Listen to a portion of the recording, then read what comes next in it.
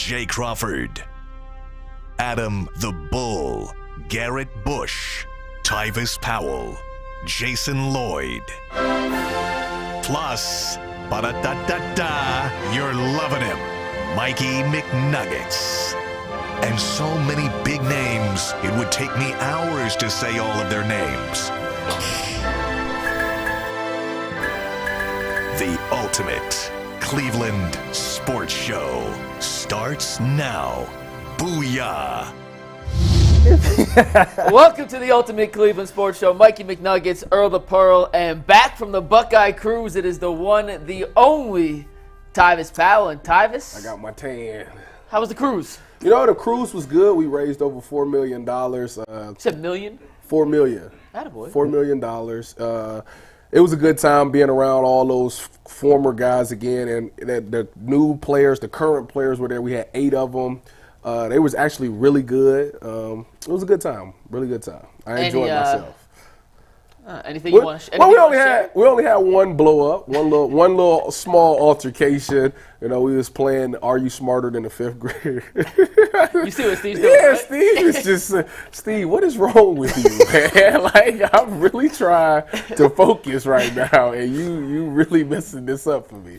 Anyways, you know, I'm 30 now, so I'm not going to pay happy birthday, by the way. I'm not going to pay attention to what Steve got going on. So, anyways, we was playing Are You Smarter Than the 5th Grader? And let's just say that some passion came out. It was a group of former players versus the current players, and it was a very passionate moment that came out, you know, and things Steve wants to know, went did left. you lose? But it was all right, though. We patched everything up, continued the game. It was still a good time, but it was a small altercation I ain't going to go into detail about, but just know that stuff did hit the fan. Tyvis did not participate in the game that led to the altercation, if you were wondering. So Tyvis was No, I did. I was there. I thought you just said no. I was on that team that the altercation took place. But to me, it was kind of funny to me. But it wasn't funny to the other team. Did y'all know this is the first time that the UCSS has had a panel that's 30 and over but under 40?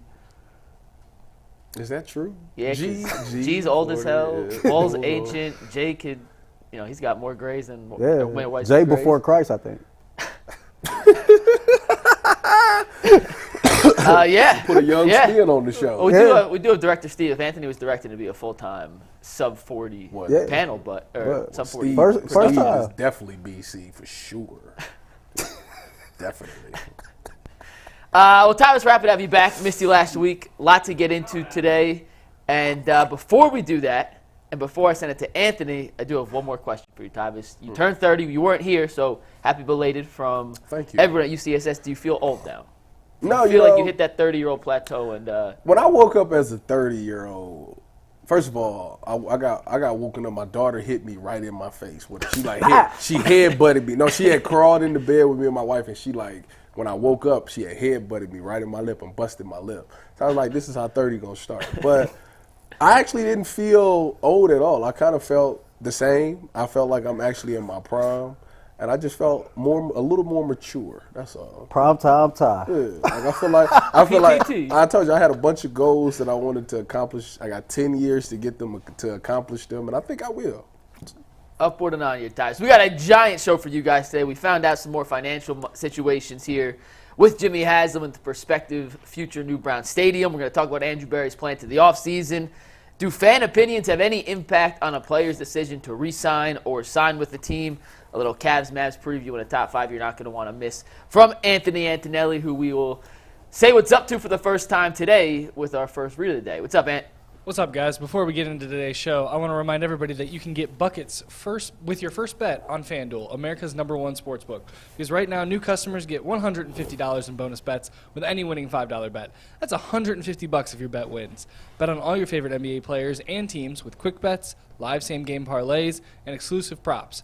Just visit FanDuel.com/UCSS and shoot your shot. FanDuel, the official sportsbook partner of the NBA. So this wasn't on the docket to start today, but we got some information. Cleveland.com put out the final numbers from the Flying Pilot J or Pilot Company, sale to Berkshire Hathaway and Warren Buffett. The final number in totality for the sale, Earl, $13.65 billion for Wait a Jimmy minute. Haslam's Flying Pilot J company. We've talked in depth on this show about the perspective of New Brown Stadium, how to fund it, how to pay for it. Your very first Ultimate 216 show talked about your thoughts on Jimmy Haslam and why he should pay for the stadium himself. Now that you have some financial numbers to back up, and we knew it was going to be in that ballpark, that's not completely out of the blue. It's just a financial finality now, knowing the actual numbers. Does it change your opinion? Does it make you feel more strongly in what you thought about beforehand about Jimmy paying for the stadium? And when you see a number like $13.65 billion, would you feel if he asked the city to pay for half a new stadium? Whew, I need a minute.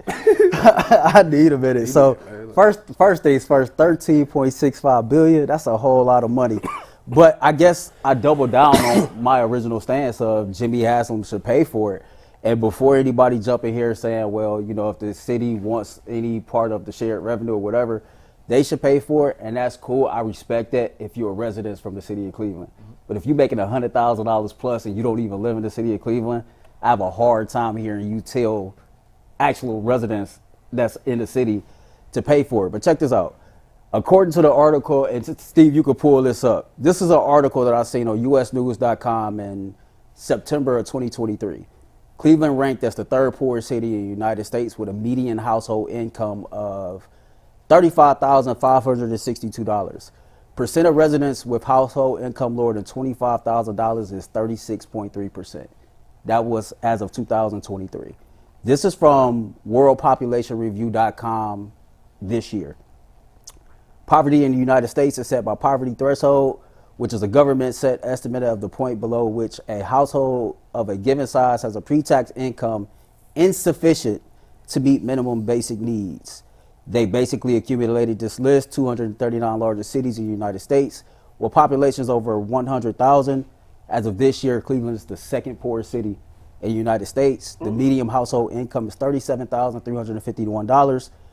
That was updated January 10th, 2024. The $2.6 billion that he just got on the back end, the 20%, falls around how much it would cost to build a brand new stadium. So I doubled down on what I said before.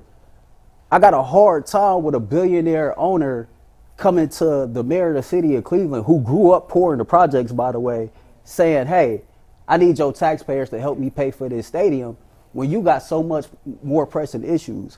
Like, in a nutshell, if we keep it in 100, we're a broke-ass city, right? We're a poor city.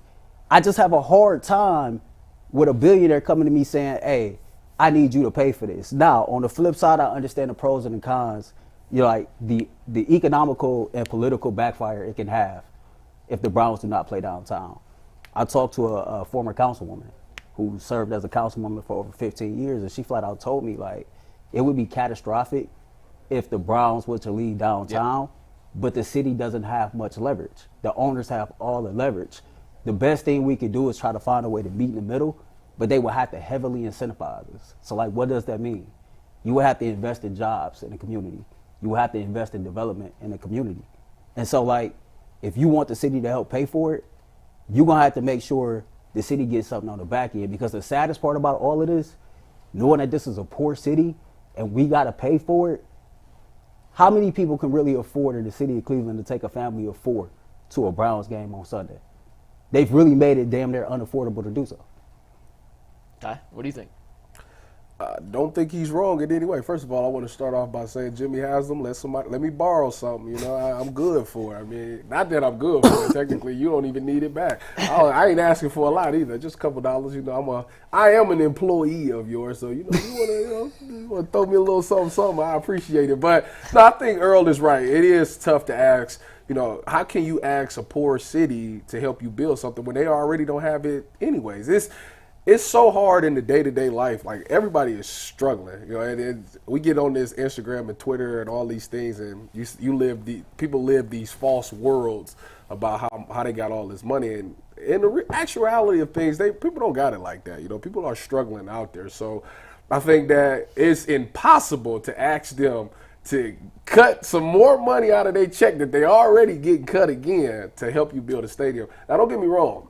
Everybody wants a new stadium. Everybody would love to come to a dome stadium and you know, support and watch the Browns in that aspect. But if on the back end, if it's taken away from my family and it's taken away from me being able to save money to get out of my situation, then there's no way that I can do that, especially when you just made $13.65 billion and it cost you $2 of that to build a new stadium. So I think Earl is 100% right. Would I actually love a new stadium? Absolutely. But if you're going to take money out of people that's already struggling's pockets, there's no way that I can sign off on something like that. Yeah, I want to clarify. He didn't get a check for $13.65 billion. That's the lump sum they've been paid over, I guess this is 7 years now. The first payment came in 2017, which was $2.76 billion for 38% of the company and change. Then in 2023, they got $8.2 billion for about 42%. This $2.6 billion was the final 20% of the payment. So in totality, it comes to about $13.65 billion. Great reporting in Cleveland.com, by the way, for finding all those and kind of putting it together in a digestible way. And I always assumed it'd be a 50-50 split. That's just because of how the precedent has been set, not just in the NFL, but in the NBA and Major League Baseball, in terms of how owners go about obtaining a new stadium, right? It's always been a 50-50 split outside of LA with the Rams and Stan Kroenke, who just built his own stadium, purchased it, and financed it all by himself. Now, on the flip side, Kroenke gets all the benefits and 100% of the financial profits from that whole area because it's his. Mm-hmm. And I know if it's a 50-50 split, the city gets some sort of back-end help and jobs and all that. I also think in a perfect world, Haslam's going to move this stadium to Brook Park because he has more land to build developments, restaurants, bars, all that stuff. Mm-hmm.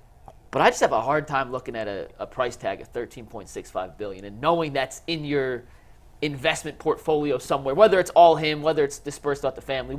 I don't know exactly how it gets divvied up, but to know a stadium's going to cost about $2 billion, give or take, and on top of your other businesses, you got 13.65 for this.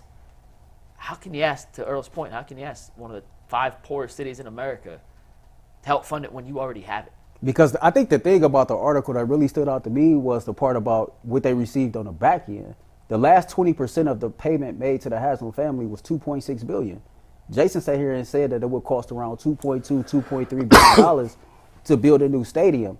And for me, I think Jimmy Haslam is a good owner. Depending on who you are, you might disagree with that. But in this city, you know, you got people who are still pissed off that you paid Deshaun Watson $230 million. And some of these same people who don't like that, it's the same people that you asking, hey, I need your tax money to pay for the stadium, right? And then we've seen you take a percentage of your money and you go invest in the Milwaukee Bucks, right? We've seen what you've done with the Columbus Crew. All I'm saying is from the naked eye, as a local Clevelander, when we look out and we see you dishing out this money left and right, like you got it, it's almost like going to buy a new pair of J's and your car break down. So now all of a sudden you'd have bought all these J's and you'd have put them in our face. Now your car break down and you come to us and say, hey, I need help getting my car fixed. And there's no denying he has the money now. Right. Like we have the financial statements to prove he has it. And first off, by the way, kudos to you, Jimmy. Like my life goal is to have something that's worth $13.65 billion and I can sell it off. Like all jokes aside, that is literally the American dream. So he's made it. And the thing with the stadium, if he does build it himself, let's say it does cost let's just use a round number, $2.5 billion. Mm-hmm. In the long run, that's going to make back so much more money than what it even costs to put in.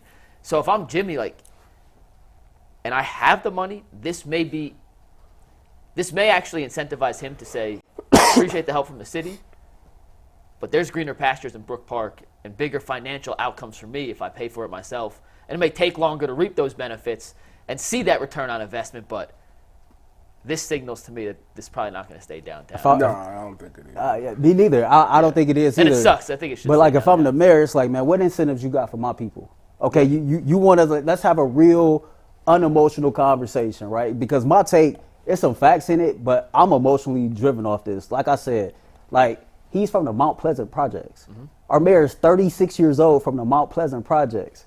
And you got a billionaire in his group walking into your office saying, hey, I need your help paying for this. Bibb ain't never seen $1 billion in his life. You feel what I'm saying? So, like, just from a basic human man-to-man standpoint, man, I got a hard time even having that conversation. But you know what? It ain't about me. It ain't about how I grew up. It's about the city of Cleveland. And, yeah, it would be economically catastrophic, politically catastrophic if they was to leave here.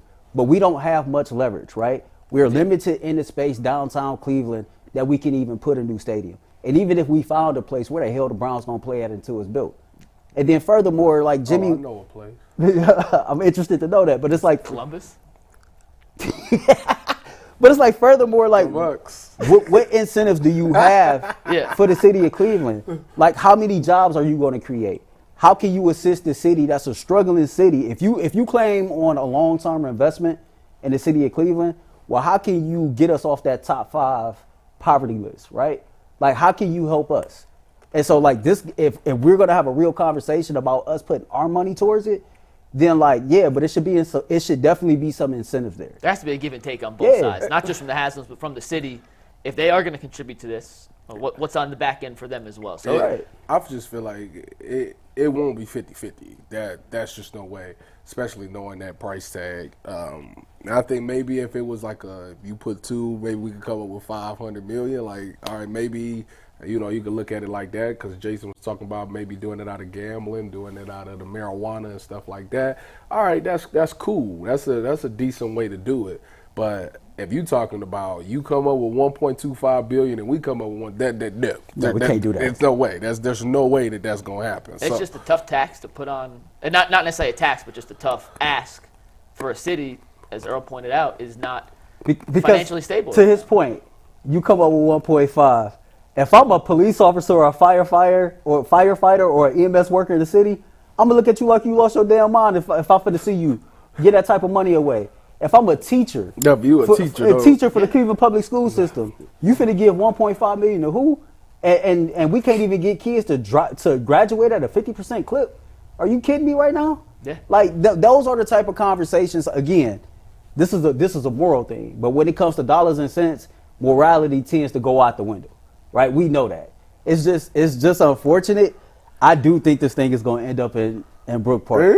Yeah. I think so. I think the it's more and more that 100% comes here. out, the more and more my gut feeling. And I wish and I hope it stays downtown. I think Cleveland as a city is much better with the Browns playing downtown. I just think the reality of the situation, when you look at the financial benefits and the 100% ownership of the entire property potential for Haslam, it's looking more and more like we could be dealing with the Brook Park Browns than the downtown Cleveland Browns in 2028, 2029, whenever that new stadium opens, which I can't even fathom. Like, they still in Cleveland, bro. I bet they're not going to be called the Brook Park Browns. But people you who know are people pissed, are going to call them. Yeah. People who are pissed off, they will be calling them the Brooklyn Browns, the Brook Park Browns, like the Ford Plant Browns, the whole nine. So. It's going to happen. All right, Ant, you got a quick read. We'll move on to our next topic. Yeah, guys, you guys mentioned Jimmy Haslam and the Columbus Crew. Well, I want to let you know that I'm looking for Columbus Crew tickets, Cavaliers tickets, Browns tickets, and any kind of ticket you can get. You can get it with Game Time. Game Time is the go-to place to get all of your tickets. I'm looking to go to see Messi in June. Super cheap tickets considering who it is. All you guys have to do is go to download the Game Time app, create an account, and use code LOCKEDON20 and get $20 off your first purchase. Go to LOCKEDON. Use code LOCKEDON for $20 off your first purchase.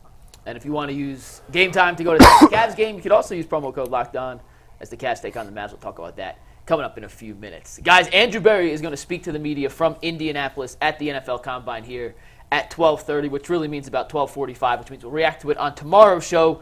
But let's take a little gander and preview it's just the reality of how that stuff works. It's never actually at 12:30. So what do you want? Ty, I'll start with you. One thing you want to hear from Andrew Berry today when he addresses the media sometime in the next 2 hours? Well, the first thing I want him is to say, we need a wide receiver, and we're going to be in this draft process, and we're going to do everything in free agency to try to upgrade that position. I'm tired of him coming out saying, we like what we have at that position. Like, stop it. You know you don't. You know you don't, and the thing is, you need to start admitting your mistakes. You made a mistake. Some guys didn't turn out to be the guy that you thought they were, and that's okay. That's human nature. But stop saying that we're happy with that position. You're not. So I want you to come out and say we're going to be very aggressive this offseason looking at the wide receiver position. We understand that Amari Cooper has 1 year left on his deal. Although we love to keep Cooper around and want him to retire a Cleveland Brown, we understand the nature of this business. So we're looking to upgrade there. And also, we want to help Myles Garrett and get another playmaker on the opposite of Myles Garrett. We've seen how great this D-line has changed our total defense. Having that pass rush, having some guys in there that can make plays has really helped us become a more successful team. So we want to continue to build in that area. That's what I think you should say. And if you say something like that, everybody will go. Earl, what are you hoping Andrew Berry says today in the next 2 hours? When Andrew Berry comes out to speak to the media today, I hope the first thing that comes out of his mouth is, "What's up, y'all?" First, me and Kevin Stefanski just both signed contract extensions. We're going to be here for the long haul. So with that being said, it's time for me to get busy. We're going to be aggressive in the offseason, like Tyvis said. I want you to also know that I've had preliminary talks with Nick Chubb. We're working on a new restructured contract that'll keep him in Cleveland for the rest of his career.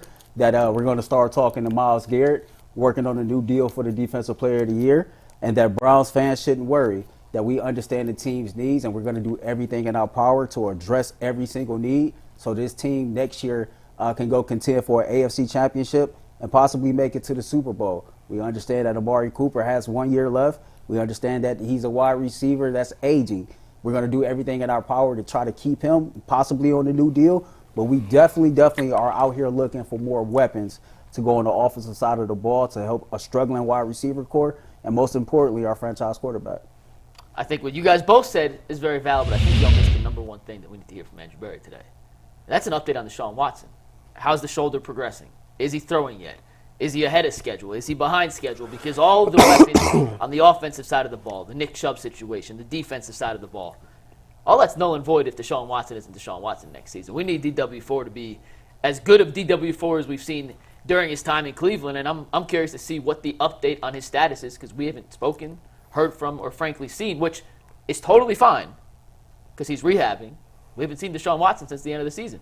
And nobody knows an update on his status better than the general manager of the team that employs him. So I hope Andrew Berry comes out today and gives us a little insight into the progression of Deshaun Watson's recovery from the shoulder injury that knocked him out of the game, or he finished the game against Baltimore, had that terrific 14-for-14 second half with the bum ankle and the shoulder, which, by the way, as we get more removed from that, the fact he went 14-for-14, led the game-winning drive, led that comeback on not just a bum shoulder but a bum ankle too, because he made a bunch of plays with his legs. Like as third and 14. As we grow further and further from that game, like kind of the lore of that performance just gets better and better and better. But I'm really curious to see if Andrew Berry addresses, and I'm sure he'll be asked about it, a status update on one Deshaun Watson. I also would like to know if there's any clarity on how the offensive play calling situation will be handled. And I know that's not necessarily an Andrew Berry question. It's probably more of a Kevin Stefanski question when he speaks on Wednesday.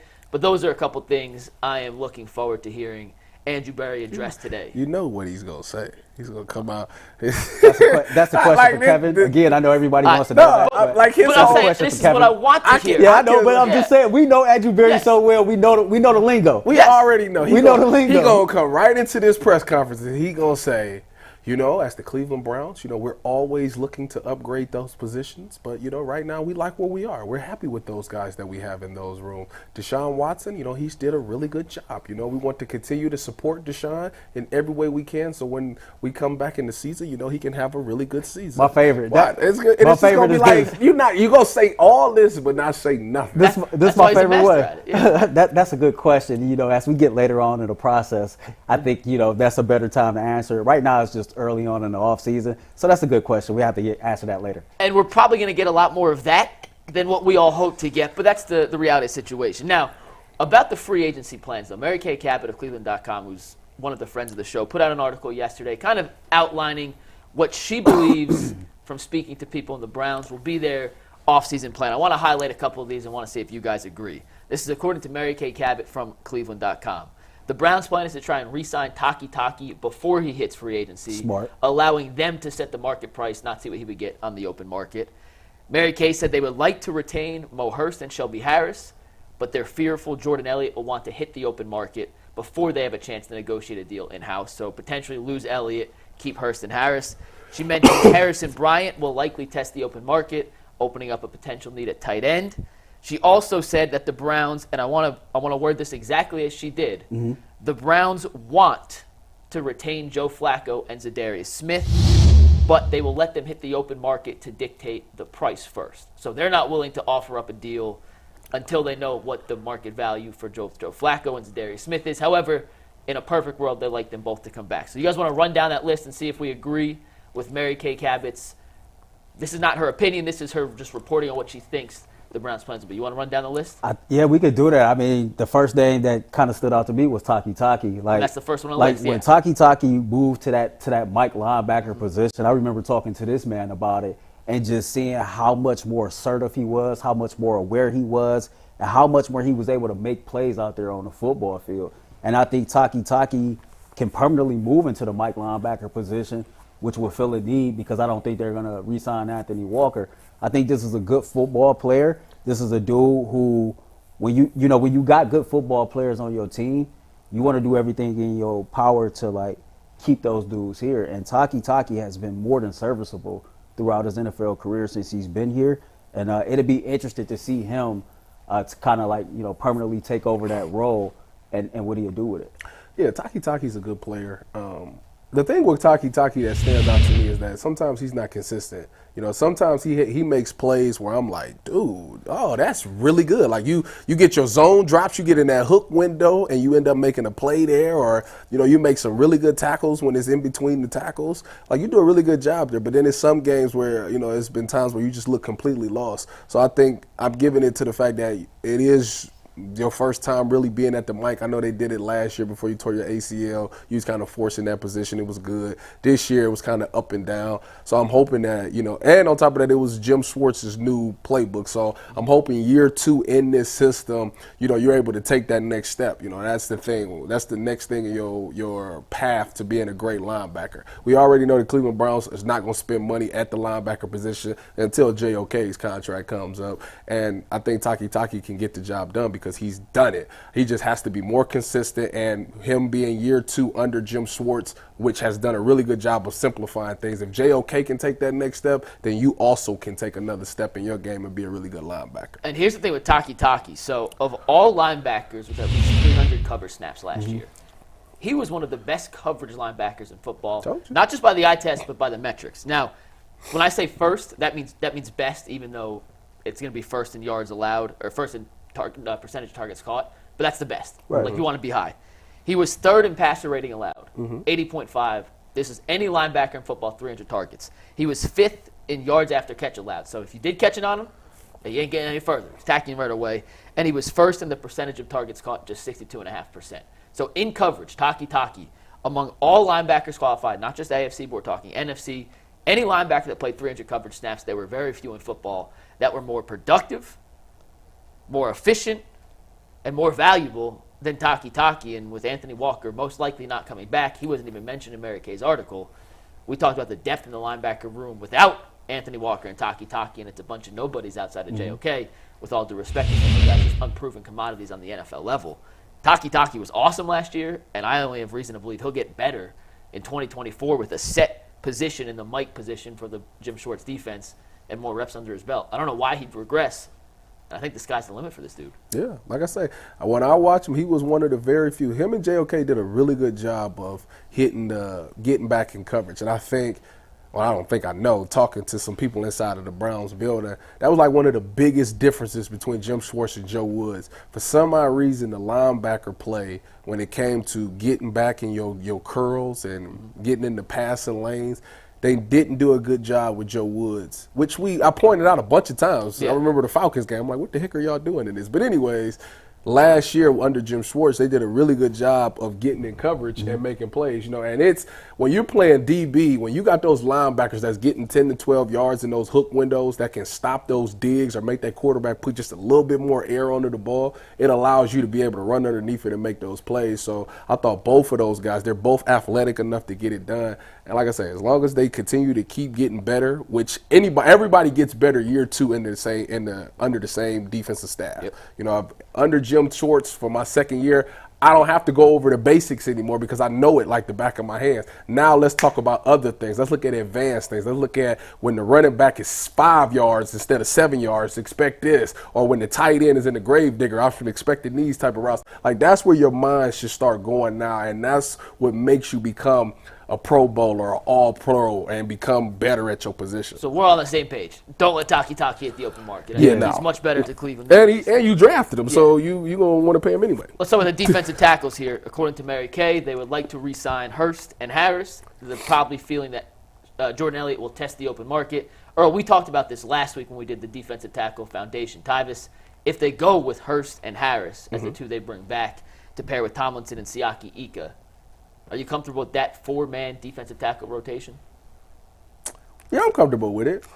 Elliott made a lot of plays this year. I mean, he went from a guy that G. Bush was through with to a guy that we start seeing consistently week after week, especially towards later in the season.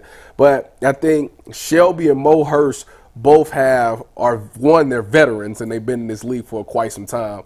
And like I say, I always told y'all, Shelby got one special ability that you can't really account for. Those PBUs is big, and getting your hands up and knocking those balls down really do play a big part, especially if you're going up against like the Patrick Mahomes and the Josh Allens. You can steal 2 or 3 extra reps from a guy knocking the ball down and don't have to worry about them getting the first down or something. That's big. Mo Hurst.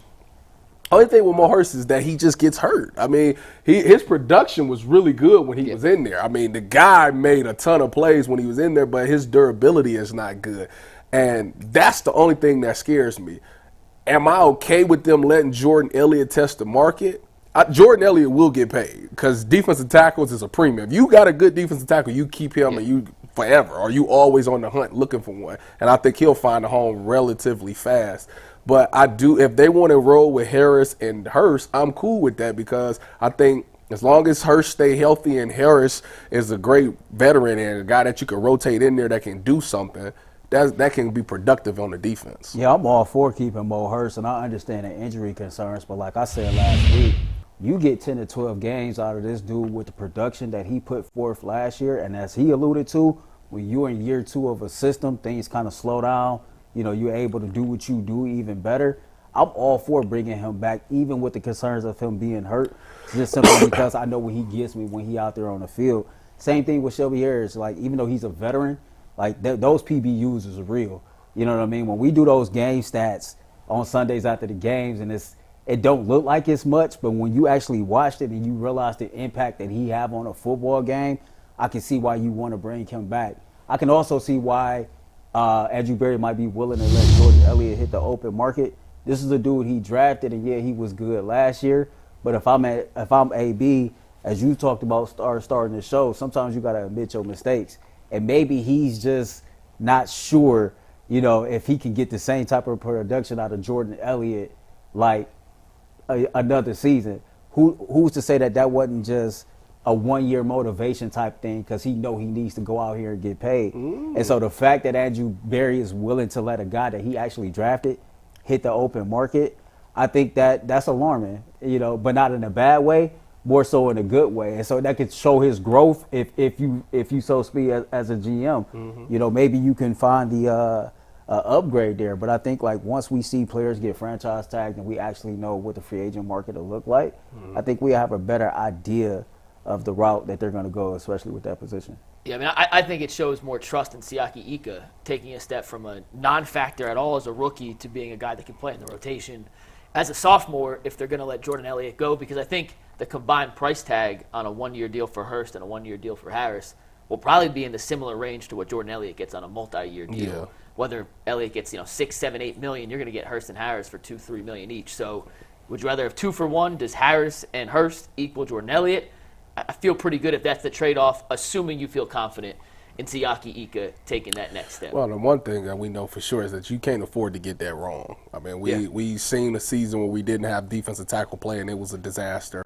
I am confident that both of those two, obviously Shelby, because I played with Shelby. Shout out to you. And Shelby never misses games, by the way. We talked about his durability is incredible for a defense. But I do believe that with the defensive coordinator that you have, he just does a really good job of always having good D linemen, especially at the defensive tackle position.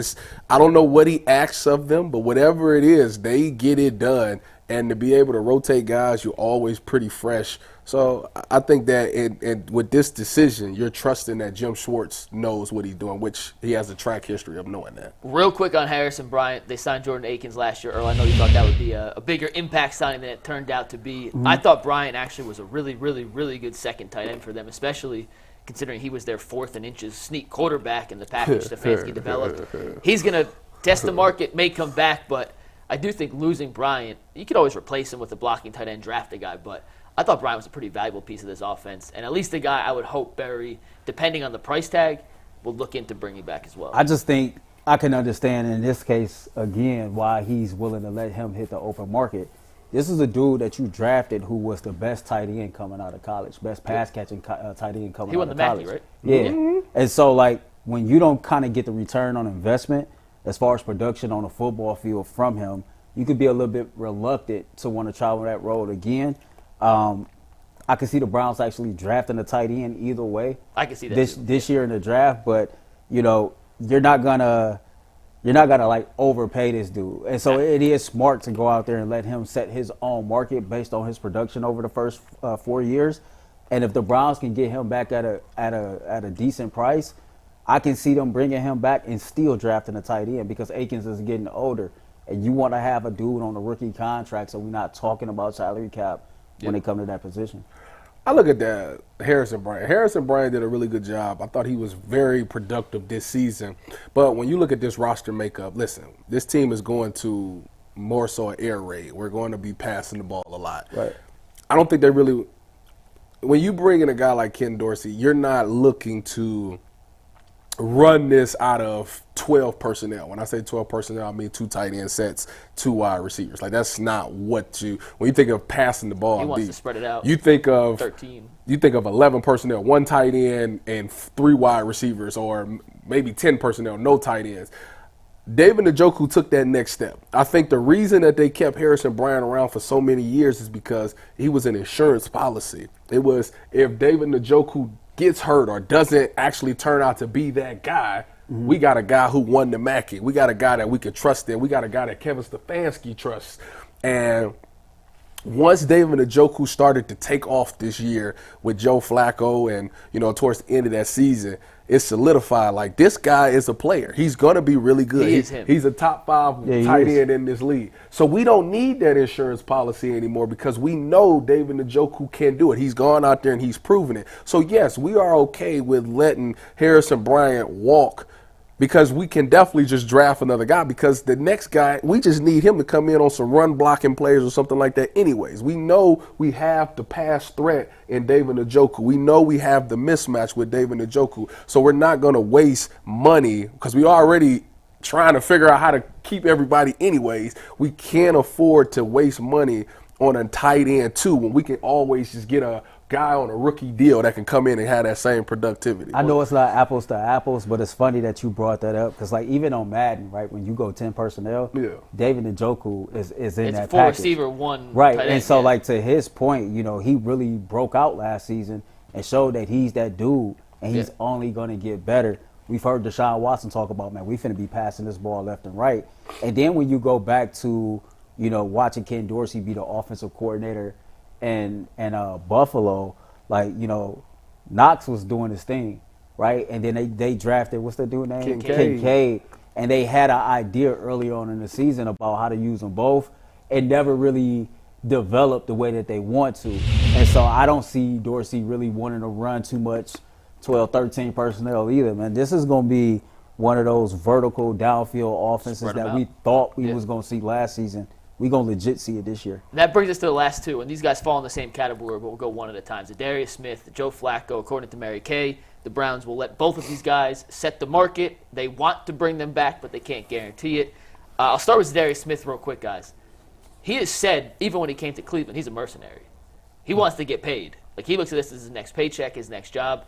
I'm going to imagine, and I don't want to speak for Zadarius, but just based on his track record as a player, he's going to take whatever team offers him the most money. And I can't foresee a world with Alex Wright and Ogbo in that same position, and obviously Myles Garrett, but you're not taking Myles this time. where another team wouldn't offer him more money than the Browns would feel comfortable. So I think he's going to set the market. I'd be surprised to see him back in the Browns uniform. The only way Zadarius Smith is coming back is if, one, he really truly loved being around the Cleveland Browns D-line. You know, if he got here and he was like, you know what, I really like these guys. We really got a good thing going. And he can foresee himself winning a championship. He's like, you know what, they got all the pieces there. It is a championship mindset. You know, we just kind of tripped over our own feet. We had a lot of injuries, blah, blah, blah, blah, blah. But I think that we can win a Super Bowl in Cleveland. If he thinks that, he won't take the big money. He'll go to a place that's comfortable, a place that he enjoyed. If he enjoyed playing football opposite of Myles Garrett, then he'll come back because he knows he'll have that he can have some production because teams won't be scheming for him. But if it is about the paycheck, which if you say that's what he's saying, then there's no way. There's no way because Alex Wright was very productive towards the end of that season. Ogbo is still here, and he never really was Zadarius to me. He had maybe one game where he looked really good. Yeah, but outside of that, this is like one of his worst productions or worst seasons of production. Yeah. So it's like, why would I go back there if I'm not being so the case utilized properly, you know? So if you think Alex Wright or Ogbo could give you equal to similar production, yeah, why would already you under contract? Why would you spend that money? Exactly. And if I'm Zadarius, this is one of my worst seasons. Why would I go back there? So I'm gonna go to a place where if I'm not gonna be productive, at least I'm getting paid a ton of money. So like that's the way I look at it. But for me, this is the one approach that I'm kind of tired of seeing Andrew Berry take. For the last 3 seasons, we done had a veteran pass rusher that's been 30 years old plus, opposite of Myles Garrett. Yeah. On a 1-year deal, banking on that we was going to get the same production from this player that they got elsewhere. I think it's really time to cash in on a legit star pass rusher opposite of Myles Garrett. And I'm saying that I love Ogbo and I love Alex Wright. I think when they drafted Alex Wright, they viewed him as the pass rusher of the future. I think he came along strong at the end of last season, but I don't think he's ready yet. And as good as Ogbo is, I can't see him as an every down pass rusher, which is why I keep coming back to a dude like Brian Burns. I think it's time to spend some serious dollars opposite of Myles Garrett, lock you up a 25, 26-year-old pass rusher for the next 4 or 5 years, and stop with this every offseason cycle of let me go get me a defensive end that's 30-plus years old on a 1-year deal playing across Myles, and then when the production don't match, we coming back here having conversations about Myles Garrett's sacks going down towards the end of the season because of his double teams and things like that. This is the one area to where I hope Andrew Berry is willing to take a different approach than he has the last 3 off seasons. Brian Burns a free agent? Yeah. He has not been tagged and is unlikely to be tagged according to reports out of Carolina. That man gonna get the bag. Yeah, he's gonna get a bag back. So just to make sure I got this straight, you're not paying market price for Zadarius. If he wants to come back on a discount, let's have him back. You'd be welcome. But market price, you'd rather go and spend that money elsewhere and spend a little more on another defensive end. My dilemma is this. I never want to turn away a guy who really wants to be inside my organization, right? Especially if it's not about dollars and cents. But at the same time, I'm really not sure if I want Zadarius Smith back. If I'm being honest, I'm not sure if I want him back. I need somebody that can be way more productive opposite of Myles Garrett, especially if we're talking about, rolling what we have at the defensive tackle position on top of that, right? Like, let's let Alex Wright continue to develop. Let's let Ogbo do what he does as a specialist and get a dude in here that can truly dominate opposite of him. And I just don't think that dude is Zadarius Smith. What about Joe Flacco? Test the market. Would you pay market price for Joe Flacco to be Deshaun Watson's backup? I definitely want Flacco back as Watson's backup quarterback. I think Joe Flacco was good for DTR. I think he's good for Deshaun Watson. I think he's good for the Browns organization. Like, who better to have on your roster and in your quarterback room than a veteran who's been in this league 17, 18 years, that has seen damn near every type of defense, damn near every type of situation, and can help your franchise quarterback navigate some of the hurdles that he's going to, have to deal with as he come back from this injury and just dealing with everything that's being Deshaun Watson, right? And then you look at the fact that Deshaun Watson is coming off an injury. And we seen what Joe Flacco was able to do for the Cleveland Browns last year when he got his opportunity. I don't know what DTR is.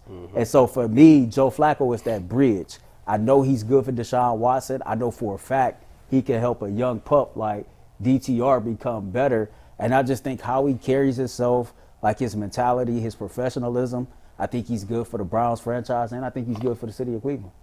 Ty? I let Joe Flacco walk and keep Philip Walker Jr. We just let Thomas walk. No, I knew he was. Wow, because Philip is a winner, huh? Philip is a winner, but no, listen. No, first of all, Joe Flacco ain't coming back to Cleveland. Joe Flacco wants to be a starter. Joe Flacco will be a New England Patriots with AVP next year. So I think that once you let him test the market, I think that AVP was like, hey, you and I did well together. Come on over here to New England. We got to draft a quarterback anyways. We want you to groom the guy that we select with the third pick in the draft, who probably is Jaden Daniels or something like that. We want you to groom that guy. But we want you to start off because we know that you're good and we know that you prepare well. So I think that he's going to end up being in New England next year. But if he doesn't, and Cleveland wants to spend some money and bring him back, absolutely you take Joe Flacco back. Why? Because you push Deshaun Watson, even though, like I said, Deshaun Watson needs no more motivation, but you also push him, make him become the best. And on top of that, I think that he learns a lot from Joe Flacco. Like I said, Joe Flacco's a Super Bowl champion, Super Bowl MVP, blah, blah, blah, blah, blah. Did really well in this offense, even though the offense is changing. It'll also help build the locker room up. He's a great locker room guy. I mean, you've seen some of the interviews. Once he took over, everybody was so happy with Joe Flacco here. So I think his presence in the locker room is really great as well. So if you can bring him back, bring him back. But I do believe that he will be a New England Patriot next year. So if he's a New England Patriot next year, then Philip Walker is your choice for backup quarterback? DTR. I mean, DTR. It'll be. I'm asking this man. If Philip Walker isn't on your roster, you're doing something wrong. I mean, the man. What was his record again last year? It doesn't even matter. Tyvus's main point was right, though. For the right price, you take Joe Flacco back 100 out of 100 times. If he's going to get paid starter money, I don't know how you match starter money for a quarterback, $7, $8, $9 million, whatever that may be, to have him sit behind Deshaun Watson, because it is unequivocally, unquestionably Deshaun Watson's team in 2024. Got to move on to the one more thing. Yeah, so I was going to ask you, okay, if it's not Flacco, so you're saying, like, would you consider another backup quarterback, or would you just be okay with it being DTR? I don't hate the idea of it being DTR. I'm actually comfortable with DTR being the backup, and in a perfect world, I think Brissett's going to be $2, $3, $4 million. I think it'll cost half of what Flacco does. I'd take Brissett back. I'll bring Joe. If I can't get Joe Flacco, give me Jacoby Brissett back. Either way, I need a bridge between DTR and Deshaun Watson. I think at the end of the day, if Watson gets hurt, the season's over anyway. We said that before. We said that last year. We said that before. It was over last year. No, we said that before. It was over last year. We said that before. You tell Miles Garrett that. You tell Marty Cooper that. It's the reality of the NFL, man. It is So what it is. if Deshaun Watson gets hurt hypothetically, and we got Joe Flacco or Jacoby Brissett, we got a healthy Nick Chubb, you still saying the season over? He ain't winning the Super Bowl with that. You don't think so? Jacoby Brissett's not winning a Super Bowl. Okay, but the season. Joe Flacco's not winning a Super Bowl. The season being over and winning the Super Bowl is two different things. Your goal is to win a Super Bowl. If you're content just making the playoffs, sure. But if your end goal is to build a Super Bowl roster, and Deshaun Watson get hurt, I love Jacoby Brissett, but he sure as hell ain't winning you a Super Bowl. So, but you know who he is? Philip Walker. There you go. All right, and if that's act the case. Act like you know something. If that's the case, we all live. All right, Tyvus, the NFL Combine is officially underway in Indy. Andrew Berry speaking to the media at 12:30. Give or take, Kevin Stefanski speaks tomorrow. The Browns don't have a pick till number 54 in the second round. Are you, as a Combine alum yourself, as interested in the NFL Combine this year as you have been in previous years? So listen, let me tell you about the Combine, first of all. The Combine is really for guys that tape is okay. You had stellar tape, though. My tape was okay. My thing is who I was as a person, as a player I was a big time playmaker. Like I made plays in the biggest moments. That's who I was. That was my thing. Now, before those big moments came, everything might not have been all gravy. You know, I might have had some MAs, I might have missed some tackles and stuff like that. But when push came to shove, when it was time to make a play, there I was. But the combine is literally for guys that tape is just okay, or if it's for guys that they're on the fence about. You know, like, is this guy a good player or not? I can't really tell. Then they go out there and they have a really good combine, and it makes those NFL execs go, let me go back and look at his tape again. Let me go reassess his tape again. And a lot of the times what you don't realize is if you test really well, like say you're really fast, say you go out there and run 4.3, 4.2, and they turn the tape on, but you don't look like 4.3 or 4.2, and it's like, what are you doing? And I think that's what the combine is. But if you're a first-round pick, a lot of the first-round picks don't do anything at the combine. Like Marvin Harrison for Ohio State, he ain't doing nothing but interview. He's not showing up. Yeah, it's no point in go look at my tape. What do I need to go out here and run these cones? What is that going to change? Like, at the end of the day, press play, and what do you see when you press play? That's really what this game is about. So the combine to me is really kind of overrated, but it is for guys. I love seeing guys that nobody really knows too much about. Like a guy that go to like the Mac school or something like that. Nobody really know about him. He goes out there and run a fast time, and now next thing you know, this guy gets taken in the 3rd or 4th round. Like, those are cool stories. But at the end of the day, the combine is really just nothing, because at the end of the day, you got to press play. What do you do when the shoulder pads and the helmet is on? So that's my whole thought on the combine. All right, so this is the second person that I consider a true friend of mine that has actually participated at this event. Cecil, Yes. is he a combine invite? Has told me verbatim the same thing. He said, bruh, it's the most, I ain't going to say the word he really said, it's the most overrated thing in the world, Players man. hate the combine. And he basically alluded to, he said, man, I got 3-4 years of tape at Mount Union. Yeah. If you don't know what I can do by now, you ain't going to never know what I can do. It is funny because, like, I'm still interested as a fan, because even though we don't have a first-round pick, most of your starters and traditional role players that you see on the field all the time are not first-round picks. They pick second-round picks, third-round picks, Unless you're the fourth-round Falcons picks. offense. Unless you're the Falcons offense, right? And so it'd be interesting to see who show themselves that I might not know about, so I can like gain some buzz and have somebody to talk about when we having these conversations. You know, you still got to go out there and draft players. You can't fix every single thing in free agency. And the draft is typically when you kind of get that next guy that you hope to have developed before, you know, that said player that played that position contract is up. And it's funny because, you know, Tyvus, you actually know my cousin, and he has a story of how the combine can hurt you. You know, my cousin D. Miller, when he was coming out of Ohio State, was touted as a top 5 wide receiver in that draft. They get him to the combine, and they twist and turn and stretch him out and put him through all these different tests, and then they uncover an injury that he didn't believe was an injury prior to, and he went from being ranked as a top 4 or 5 wide receiver to being Green Bay's 2nd wide receiver drafted in the 6th round. I think him and Donald Driver was both drafted by the Packers in the 6th round. Donald Driver. And so, like, because you remember back in the day, you could get to play Diller around the combine and just show you the top 5 players at each position. Yeah. And I still remember seeing his name on that list. He go to the combine, and everything he thought was going to happen through his process was derailed simply because of the combine. So the combine can help you or hurt you. That's what I'm saying. This is why I'm actually excited about the combine this season in particular for the Browns. Now, Tyvus, you said it earlier. The Browns number one need this offseason wide receiver, right? Mm-hmm. This draft class is historically loaded with prospects that have passed the scouting grade test in the 90s and up, or 88s and up, whatever you want to qualify as high-end tier prospects. Marvin Harrison Jr., Malik Neighbors of LSU, and Rome Odunze, I believe I pronounced that correct, of Washington. They'll be top 7, 8 picks, right? They're going to be top 10 picks. Yes. They're not participating at the combine. But the next crop of receivers after that is deep. And a bunch of these guys have first-round grades. And there's a chance that not just 1, but 2, 3, 4 of these guys could potentially fall to the Browns at 54. And these guys, to my knowledge, and unless I've missed something, these guys are all participating in the combine. Is it Pope? Brian Thomas of LSU, Troy Franklin of Oregon, Ladd McConkey of Georgia, Tez Walker of UNC, Xavier Worthy of Texas, Jalen Polk of Washington, Xavier Legette from South Carolina. There are a ton of receivers outside of that top tier is going to go top 10 that could be available when the Browns hit the board. And to see how those guys kind of separate themselves is something I'm interested in seeing. Okay, so let me ask you. They sleep on Xavier Legette, by the way. I mentioned him. No, I'm saying people sleep on that dude. Oh, yeah, he's South Carolina. He's a stud. So what would make you be like, oh yeah, they got to get this guy? It's the 40. They do the 40-yard dash, the bench press, the shuttle drill, the cone drill, all that stuff. Yeah. You know these guys are athletic. But then when you have a guy, you're like, all right, let's use Lad McConkey for an example, right? Who is that? The Georgia slot receiver. Okay.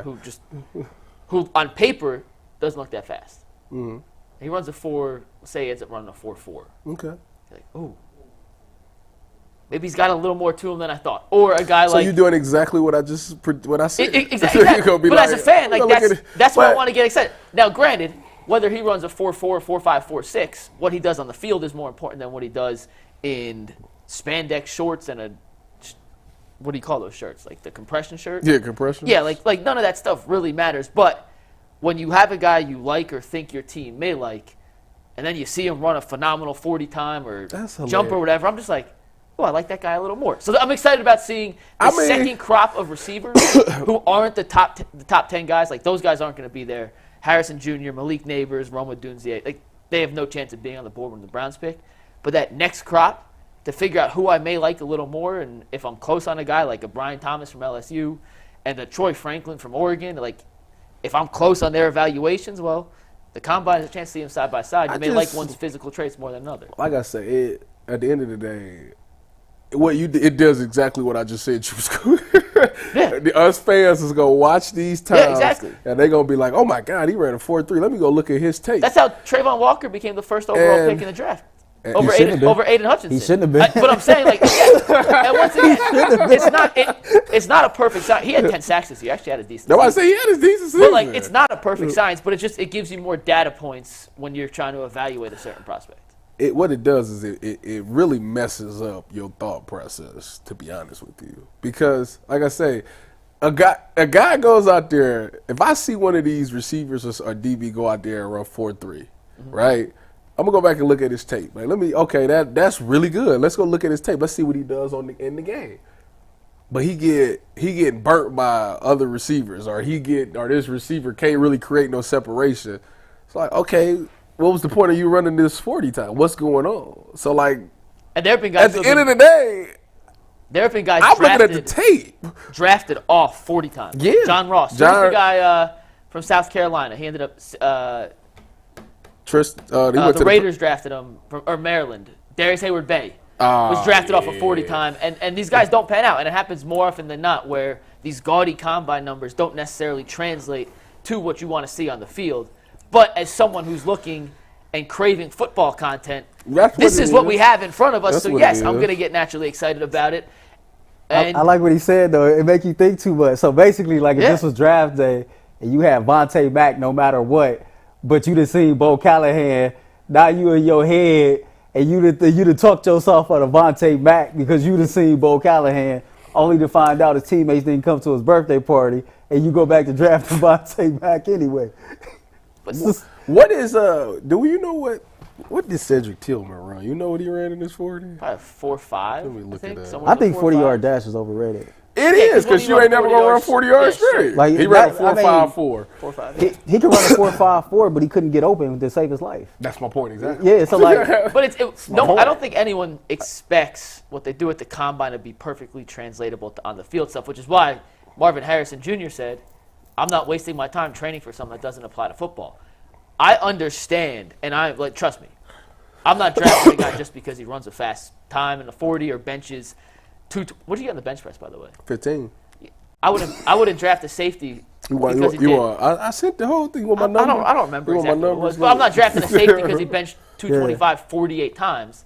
I benched 15 on that, 4.46, 34 and a half vertical jump, 120 broad jump, 3 cones, 703. I ran 703. I was 6. You ran a 4.46?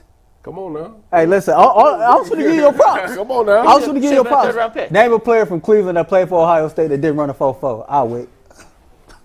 Where is Malcolm Jenkins from? I don't know. Ain't he from Grace Mount? I think he is. Yeah. Draymond Jones. Draymond did, but Malcolm Jenkins ran a 4.5. And he had went to grade school with Draymond's wife. He had to use Ted Ginn's practice film to show that he could cover fast wide receivers. I tell people, like, people be thinking I'm crazy when I say this, but the only person historically in certain events faster than Jesse Owens, Ted Ginn Jr. That boy was fast. Ted Ginn He Jr. probably he's still fast. Ted probably still fast, man. I bet you he could run a 4.5 today. Man, Ted No probably can still stretch. run a 4.3 today. How old is Ted now? Ted, what, 37? Oh, he can still. Okay, yeah. I thought he was older. I know Joey Galloway could used to run a 4.2, and he like Who you think faster, Sean Springs, Joey Galloway, or Ted Ginn Jr.? Yeah. I got a question for you because guys. Joey like that. Ted like that too. I don't know. That's actually be a good race.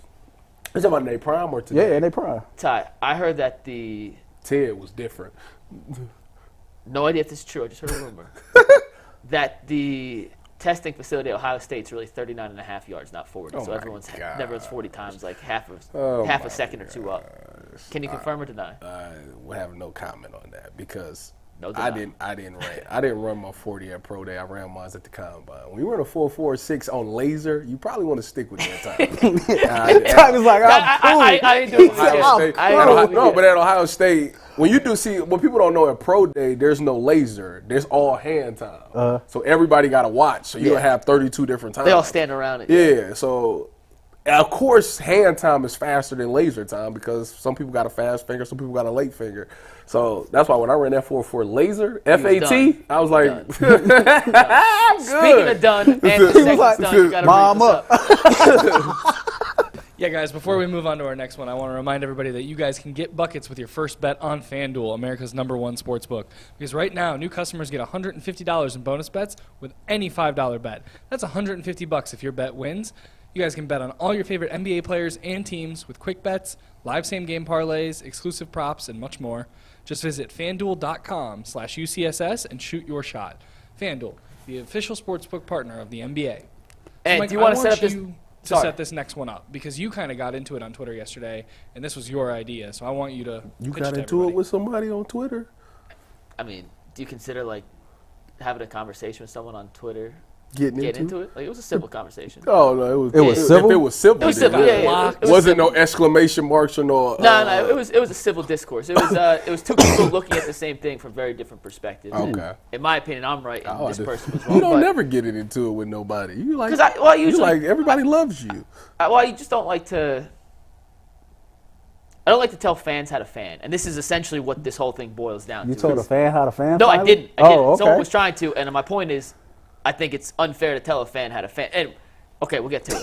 So, there has been, since his return from injury, a lot of criticism of Darius Garland.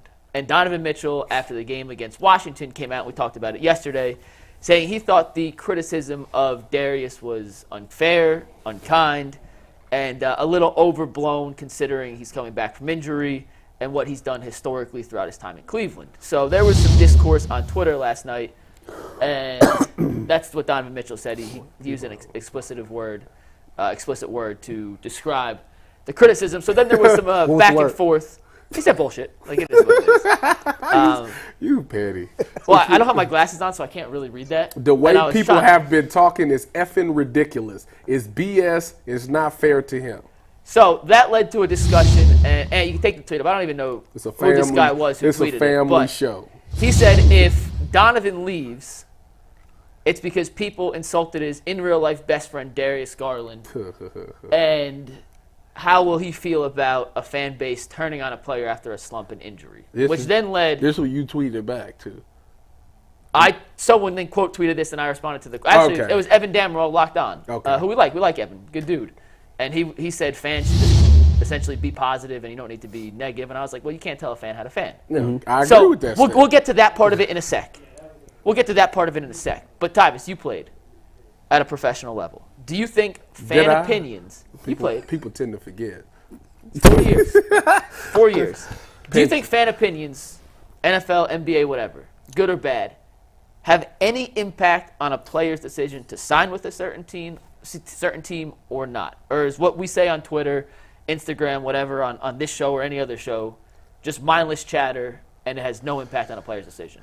Because I think there's a very obvious answer, and if you disagree, You're saying does fans chatter impact my decision Could- if I want to stay with a team? So we'll make this into the Donovan conversation. Do you think Donovan seeing people being mad about Darius Garland's play on Twitter impact his decision to re-sign or potentially not re-sign with the Cavs? Will it have any impact at all?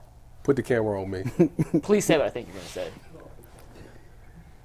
F no. Thank you. Get him. Thank you. No, Thank it you. does Thank you. not. Thank you. Thank you. Absolutely not. Why would that? Listen, at the end of the day, I care about the people that's in my building. Okay, that's my boy. Like, as long as I got the respect of my peers and my coaches, and I'm playing the game that I love, and I know that every night I go out there and do everything I can to play well, and they want to reward me with a contract, and I want to be here, I'm going to sign that contract. I don't care really what Timmy in Brook Park has to say. Like, that what does that have to do Timmy with in anything? Brook Park's a dog on Twitter, though, bro. Come on. He's ruthless. Timmy in Brook Park does nothing for me. What about Alex and Solon? Alex and Solon has nothing to do with what I do. Because the thing is, Timmy from Brook Park and Alex from Solon don't realize the things that go into getting on the court and being the best player and being a really good player. They only focus on what they see. Maybe I had a bad night. Maybe I'm coming off an injury. Like, of course it's going to take me some time to get right. Like, come on, it's a lot of things that go into these things that people don't think about. So you're never, ever going to take something that a fan says. Because if you do, you need to go look yourself in the mirror. Got Because much bigger issues. they got something way bigger than that. If a fan's comment makes you feel that bad, then you got a problem. So I never really paid attention. I mean, I looked at it. Obviously, people said what they said about me. If I had a bad game, and I said this on the radio a couple days ago, I respect Buckeye Nation so much because I'm wired different than a lot of people. So when I had a bad game at Ohio State or in the league, and I went and checked my Twitter and I got all these bad messages and bad DMs, I took it out of a sign of love because it's like, you care. They expect you to be better. Exactly. Yeah. You see that I'm a good player and you want to hold me to a certain standard. And I was like, you know what? All right, dang. You know what? Let me get better so I can be good and I don't have to worry about these things. I don't really need you to tell me that because my coach is going to say that and my teammates is going to tell me that anyways. But you respect it. I respect that you care about Ohio State football or whatever, or the 9 organizations that I play for football so much, and you want to see them at a high level. And I'm going to get there. So I ain't about to be salty before over you go, Tim. real quick, Ty, not just you personally, but any of your teammates, whether it was Seattle, Denver, San Francisco, did they ever say, I wouldn't sign with Team X because of the fan base? F, no. Just wanted to make sure that was on the record. Earl? All right, so the question is, can fan behavior impact the player's re-sign decision?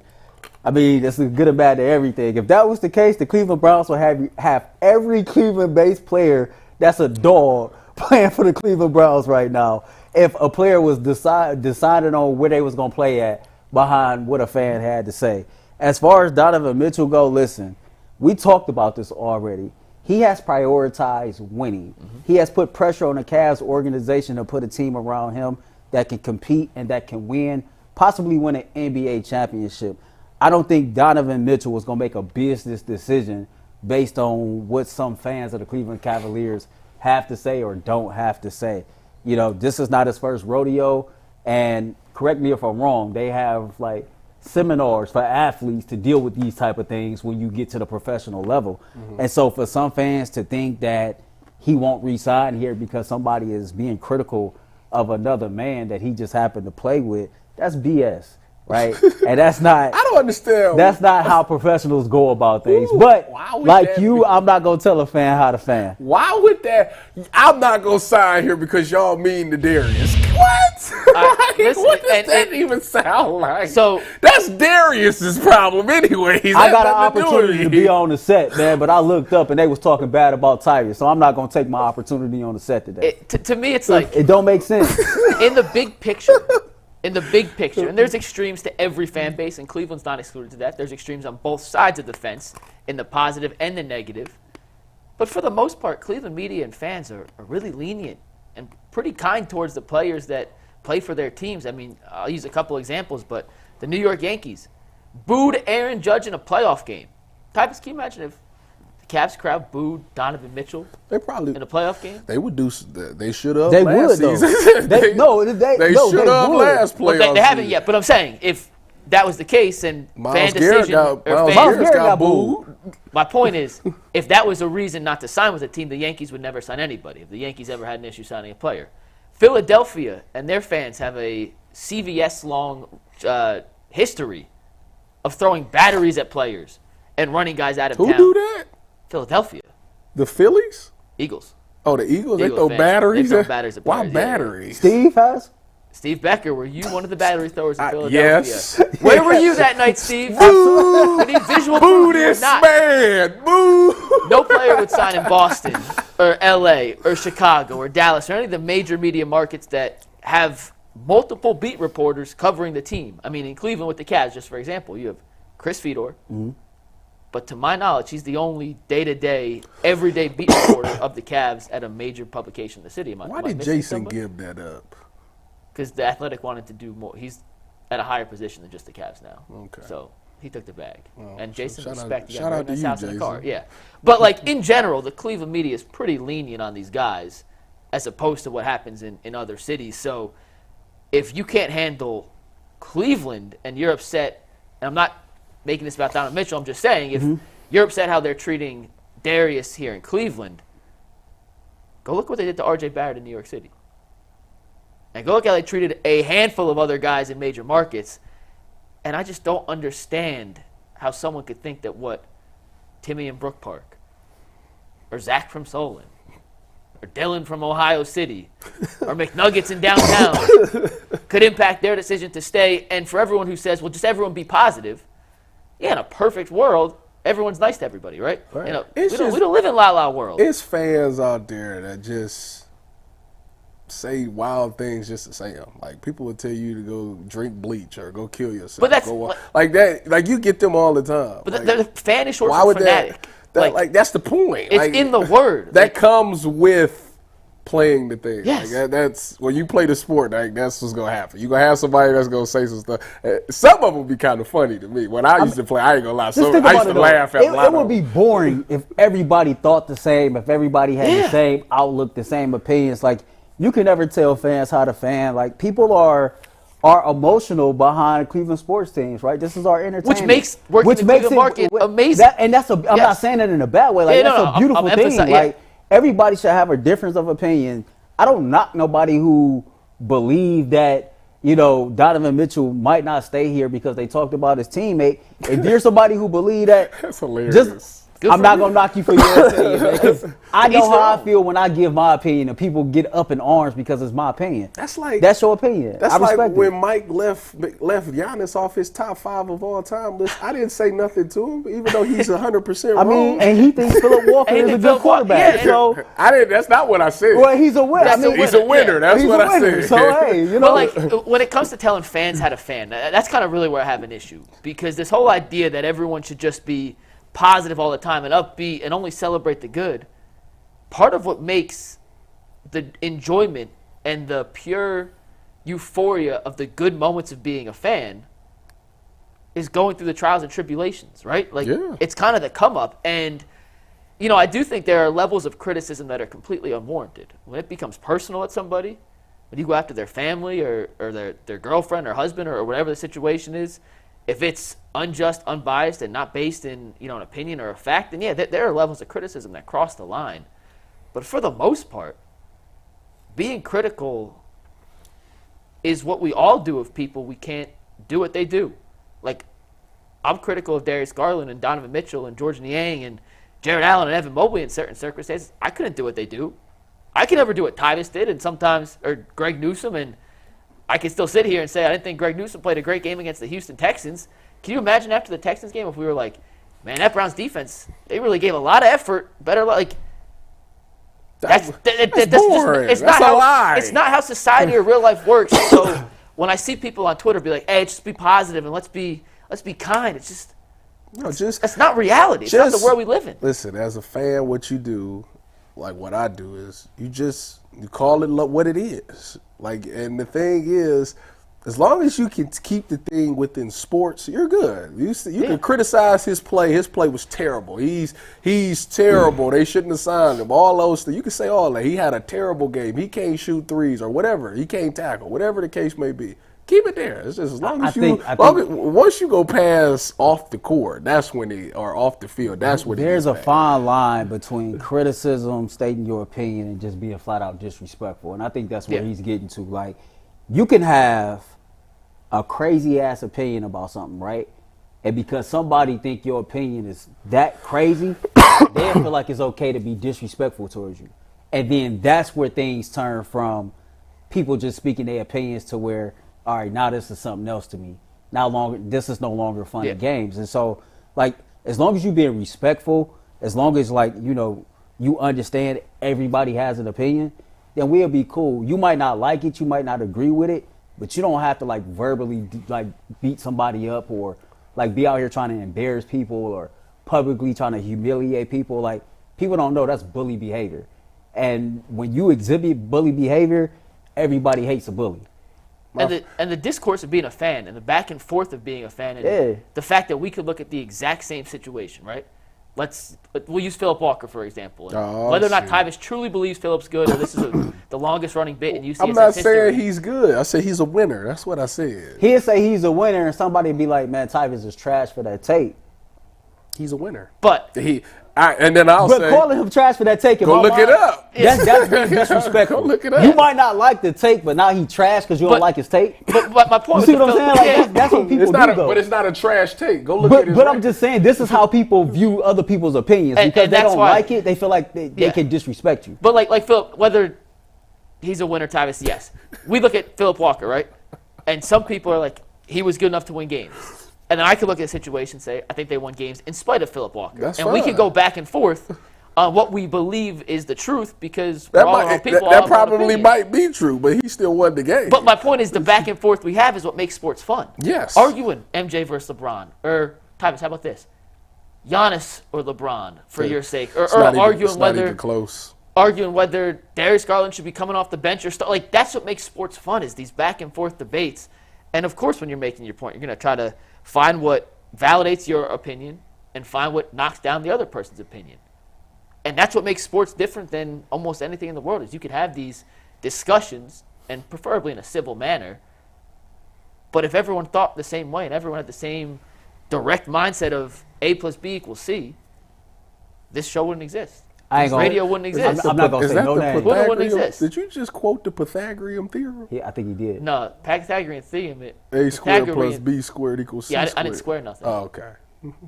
I just did algebra. So, like, there was a time, not going to say his name, but I remember when Odell Beckham played here. And this was around the end of his tenure here, and he ended up getting released and signing with the Rams. He went off too. There's somebody who was giving their opinion, and it was like, yeah, that dude is a clown. And see, like, he could attest to that. Like, that's something that's a trigger.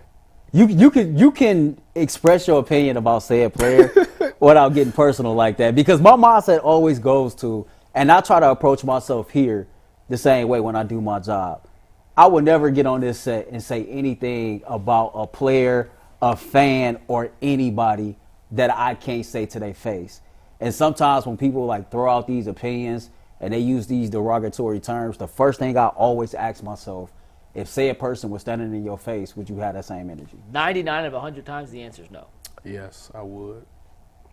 Because I'm just telling it like it is. But I'm just being critical. I'm just critiquing your play. I'm not saying you stink or nothing like that. I'm just saying. I was talking more about the people online. Oh, I thought I don't think they're. He was saying that, like, I put myself in that situation. Here, yeah. Yes, I don't say anything I wouldn't say to somebody here. Yeah. So, like, I mean, to say, like, if you can't handle, like, the criticism from the fans and Cleveland media here, to your point, and markets like Philadelphia and markets like New York, you wouldn't be able to survive. It's a different world. Or you could just, you know what you could do, if you want to be, if that bothers you that much, just cut social media off. Yeah. Yeah, you'll never have to hear nothing. You won't see nothing. You'll think everything is great. The only people that you will pay attention to is the people that's in the building. So if you are weak-minded like that and you care about your friends and all of that, cut social media off and have somebody running for you. That way you won't see nothing. So at the end of the day, Earl, we'll end this, and I think we have a special guest here in a sec. Is he ready? Yeah, he's ready. All right, well then let's we'll end with this. We'll bring in a special guest here, but I gotta put this thing in my ear. I thought we ain't had no guest today. Yeah, well, we weren't supposed to. This is somebody trying to cut in on our surprise time. Visitor. Yeah, can't get away, can't get enough. That explains why when I got is it in Philip earlier, he ignored me. Is it Philip Walker? It is Yeah, Philip man, Walker. that's how I kept us out. Let's bring in I'm dealing with Philip the same Walker. stuff you dealing with. Hey, let's bring in Philip Walker after an Is ad it read. Philip Walker? This is a special surprise. It's bull. It's bull. Bull, you literally were gone for one day. You couldn't miss 2 shows? I mean, I got to save you guys. If I have to listen for 2 more seconds of fans whining about people being negative, throw up already. Did you see the discourse on Twitter? Hopefully you're not online while you're standing by the ocean here in Tampa, but did you see the kind of back and forth and the spiral that came from that first tweet and then the hundreds of other people in Cleveland chiming in on whether or not some fans' opinion will impact Donovan Mitchell's decision to stay or leave? I saw, believe it or not, even though I'm on with you guys, I have not been on my phone much until now. Because everybody else is doing something else. That's cap, boy. That's what we call cap. Have it, Earl. It's not.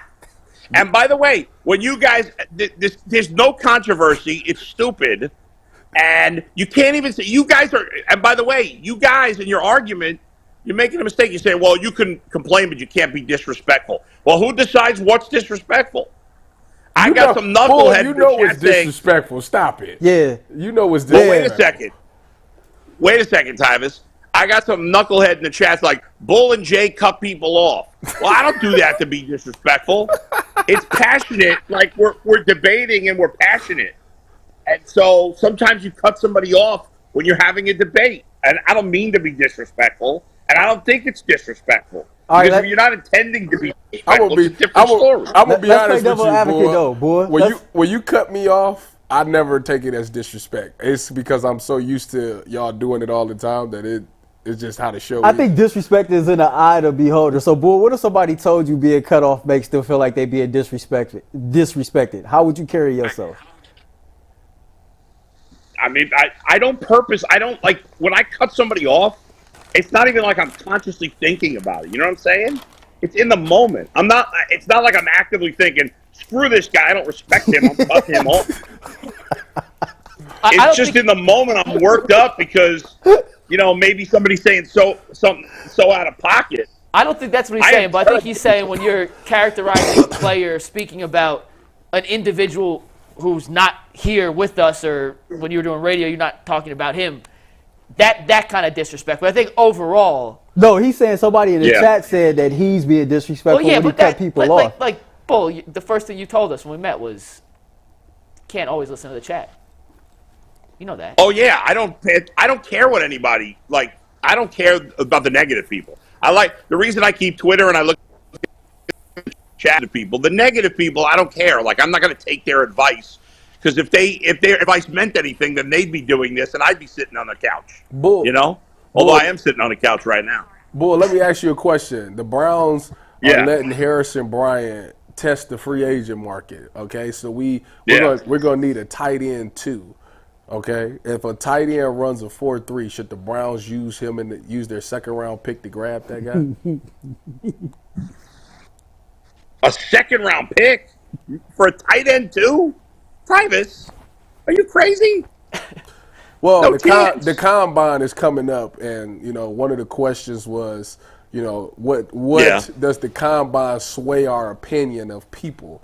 And I was just thinking, since they need a tight end too, that's a position that Kevin Stefanski loves. And we know Bull is very persuadable. He'll be a mismatch. I'm Bull. persuadable? Yeah, he doesn't think for himself. He's just all groupthink. Yeah, no, I think it's a terrible idea. I hate the combine. Regular Joes think they learn things at the combine. The combine is a total waste of time for most media and fans. It's only important for players to make connections, for media members to talk to coaches, for coaches to talk to coaches. You don't really learn anything as a fan because you're not, and that includes me and most media members, because we don't know enough to know what you're really seeing and how much that really matters. We pretend, like the guys who pretend that they know something or they learn. This guy from South Carolina, he looked great. Shut up. You don't know what the hell you're talking about. You don't know that guy. You never heard of him before. You pretend you're smart. Don't try to pretend it. By the way, how bad am I with this camera? Like, you're horrible. You are horrible with the camera, boy. Your camera skills is out of pocket. I don't know why. Because I can't see you guys right now. I see me and then a delayed version of me. It's driving me nuts. I don't know what's going on. Steve, crazy. Look at this view, though, guys. Look at the view. Bull, how's the food down there so far? You eating well? Yes. The food great. I had a lobster roll last night. Nice. I had some baked clams last night. We went to a spring training game yesterday, Blue Jays Pirates. That was fun. I almost got into 2 fights at the game. Oh, well, please share. Lord. Was you out of pocket, Bull? Was you being disrespectful? No, I was not out of pocket. So I got good seats for the game, right? Yeah. And we're sitting in the 3rd row, but it was too hot. It was sunny. We got 4 kids. It was too hot. So I'm like, all right, let's go up and sit in the back. So we're in the shade, right? So, and as we're settling in to get into our seats, this guy is complaining that we're standing up for like the first pitch. I'm like, dude, it's 30 seconds of a spring training game. Take it easy, man. But he didn't want any smoke, this guy, so he just shut up after that. But then later in the game, it's like the 7th or 8th inning, and I got the kids, and I'm explaining to them some things about baseball, and you know me, I got a loud voice, and this woman who's sitting there with a pair of headphones she got in 1952 turns around to me and says, "Excuse me, I appreciate your education of the game, but could you be quiet? I'm trying to listen to the game." So you almost fought a woman. What's that? You almost fought a woman. Well, I didn't actually fight. I'm kidding. I wasn't going to fight her, but she was obnoxious. So I was not out of pocket in either of these scenarios. I'd call myself out if I was out of pocket, but in this case, I was not out of pocket at all. So by the way, guys, the place I'm staying at, the owner of this place, it's a husband and wife, but the husband is Bill Gramatica, who was a kicker in the NFL for a few years. Remember? And his brother Martin Gramatica was the Buccaneers kicker. Was he the one that tore his ACL celebrating the extra Yeah, point? for the Cardinals. Yeah. Yeah, for the Cardinals. I think so. Yeah, I'm pretty sure. Well, Bull, enjoy vacation. We appreciate you stopping by for a sec. I'm expecting this to be a daily occurrence now, right? This is going to happen once a day. No, it's just one. Anthony didn't even want to put me on. He's telling me you guys are too busy. I was already slapping killed the one face topic by today. Anthony. What's I've that, already Anthony? killed one topic today, Bull. I don't know what you want from me. I mean, they spent 15 minutes talking about whether it's okay for fans to be mean. The combine talk, I didn't need any of that. We got Tyvus coughing all over the place, making everybody Boy, sick. you're not even on the damn show. You gonna take a shot at Anthony's content? Hey, and he even let you on. He killed a segment for you. This is a damn shame. This the Bull out of pocket. I'm kidding. I'm This is the kidding. Hey, you know disrespect the that great chat's part talking about about. being behind the glass, though? Steve, take him. I'm kidding. Drop I him. love Bye, Bull. Anthony.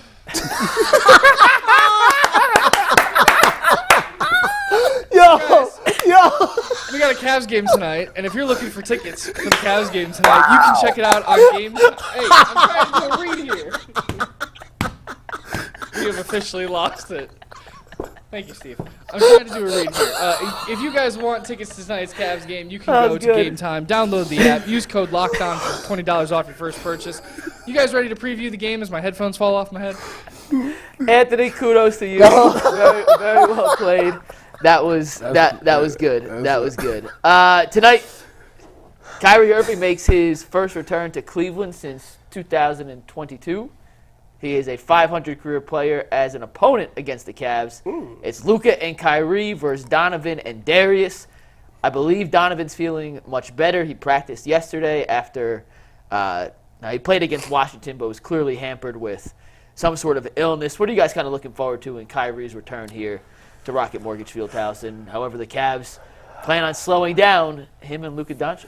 Man, so Kyrie obviously going to come out there. So boom. He definitely going to come out there and he going to try to go for 40. The thing is, him and Luka been playing crazy the last few games. They've won 7 of 8. Yeah, they've been like splitting 30 points a game between the two of those guys. Luka is good for 30. Kyrie's getting for like 29. Sometimes he get 30. I think it's always something there when you go against a former team. It just is what it is. So I can see Kyrie coming out there trying to go up. It'll probably be Donovan probably checking him. Who? Probably Kyrie. It'll probably be Donovan. Yeah, probably. Actually, because they need. it might be Darius. Nah, they need Isaac Okoro to play Luka Doncic because Well, I'm not anybody sure, else. I'm not sure Donovan has the legs coming off the illness. I think if 100% healthy, it would be Donovan. I think it might be Darius in this instance, just so. Well, he better figure it out because It's going to be a fun matchup. It will be because at least they all about the same height. But I think this is going to be a good game because the thing about the Cavs is they had that good run before the All-Star break. They're coming off an All-Star break. They dropped 2. Obviously, they beat the Wizards, but it's the Wizards, you know. You want to see how they do against these teams that's the better teams. And the Mavs in the West is a really good, solid team. You know, Luka's some people argue that could be the face of the NBA after LeBron retires, even though we know it's Giannis, but we're not going to go there. And you got a good scorer like Kyrie. I want to see how the Cavs match up against this team, and I want to see if they for real. You know, you said that the Cavs were the number 2 ranked defense, right? Number 2 ranked, yes. Yeah. So this will be a game where that defense is going to have to come out and play. Isaac Okoro, if he is out there and he is checking Luka, like you've been doing a really good job shutting down all these good premier scorers. Luka's a different animal. I want to see if you can do those same things against a guy like Luka who's been getting 30-plus points a game. So I'm really looking forward to this matchup tonight. I think there's a lot that we can learn. It is a little bit damper a little bit because Donovan is coming off of that illness. But if he can play 100% and they can find a way to win this, it will make me feel better when it comes close to the postseason. I mean, I think this game comes at the perfect time for Darius Garland, right? You know, just a day after Donovan Mitchell kind of stepped up to the podium and had your back and said all these nice things in defense about you, and you probably revved up, like you emotionally revved up, you ready to go. And to top it off, you got the guy coming in here who hit the game-winning shot that made the Cleveland Cavaliers NBA champions, that play the same position that you play, that is still beloved by most Clevelanders and Cavs fans, right? If I'm Darius Garland, this is another opportunity that I have to assert myself, to show that I'm that dude, and to kind of like silence the critics, to silence the noise. When I look at the overall, you know, dual matchups, this really favors the Cavs. I mean, you look at the Dallas Mavericks backcourt, and they give up, the most rebounds, second most three-pointers to guards, third most assists to guards. Like, they're in the top 5 or the bottom-ranked 5 as far as their defensive output against opposing backcourts. And you look at the Cavaliers backcourt, and this is a game that I feel like is tailor-made for Darius Garland to kind of silence the critics. It'll be interesting to see how healthy Donovan Mitchell is, but I expect this to be a great game, a fun game for all 4 of these dudes to put on a show. I would love to see Isaac Okoro matched up on Luka. You know what I mean? To really just to show where he at. I think it'll be a good test for him, but you know, I just want to see the Cavs win. Cavs are 4.5-point favorites. Hey, we're going to put together a parlay? You want to do a parlay? You want to do one? Let's do that. So in terms of Okoro and the Luka matchup, there are like certain individual one-on-one matchups within a game that obviously determine the outcome, and that'll be one to watch. But just in terms of how you handle certain players can put you on a pedestal, on a platform to make an all-defensive team, whether it's first team or second team, or kind of catapult yourself at least into that conversation. And if I was a voter, Isaac Okoro would already be in that conversation. He held Dame Lillard to 20% below his field goal percentage. The very next game held Paolo Banchero to 10 points below his scoring average. He's one of those guys that can guard everybody.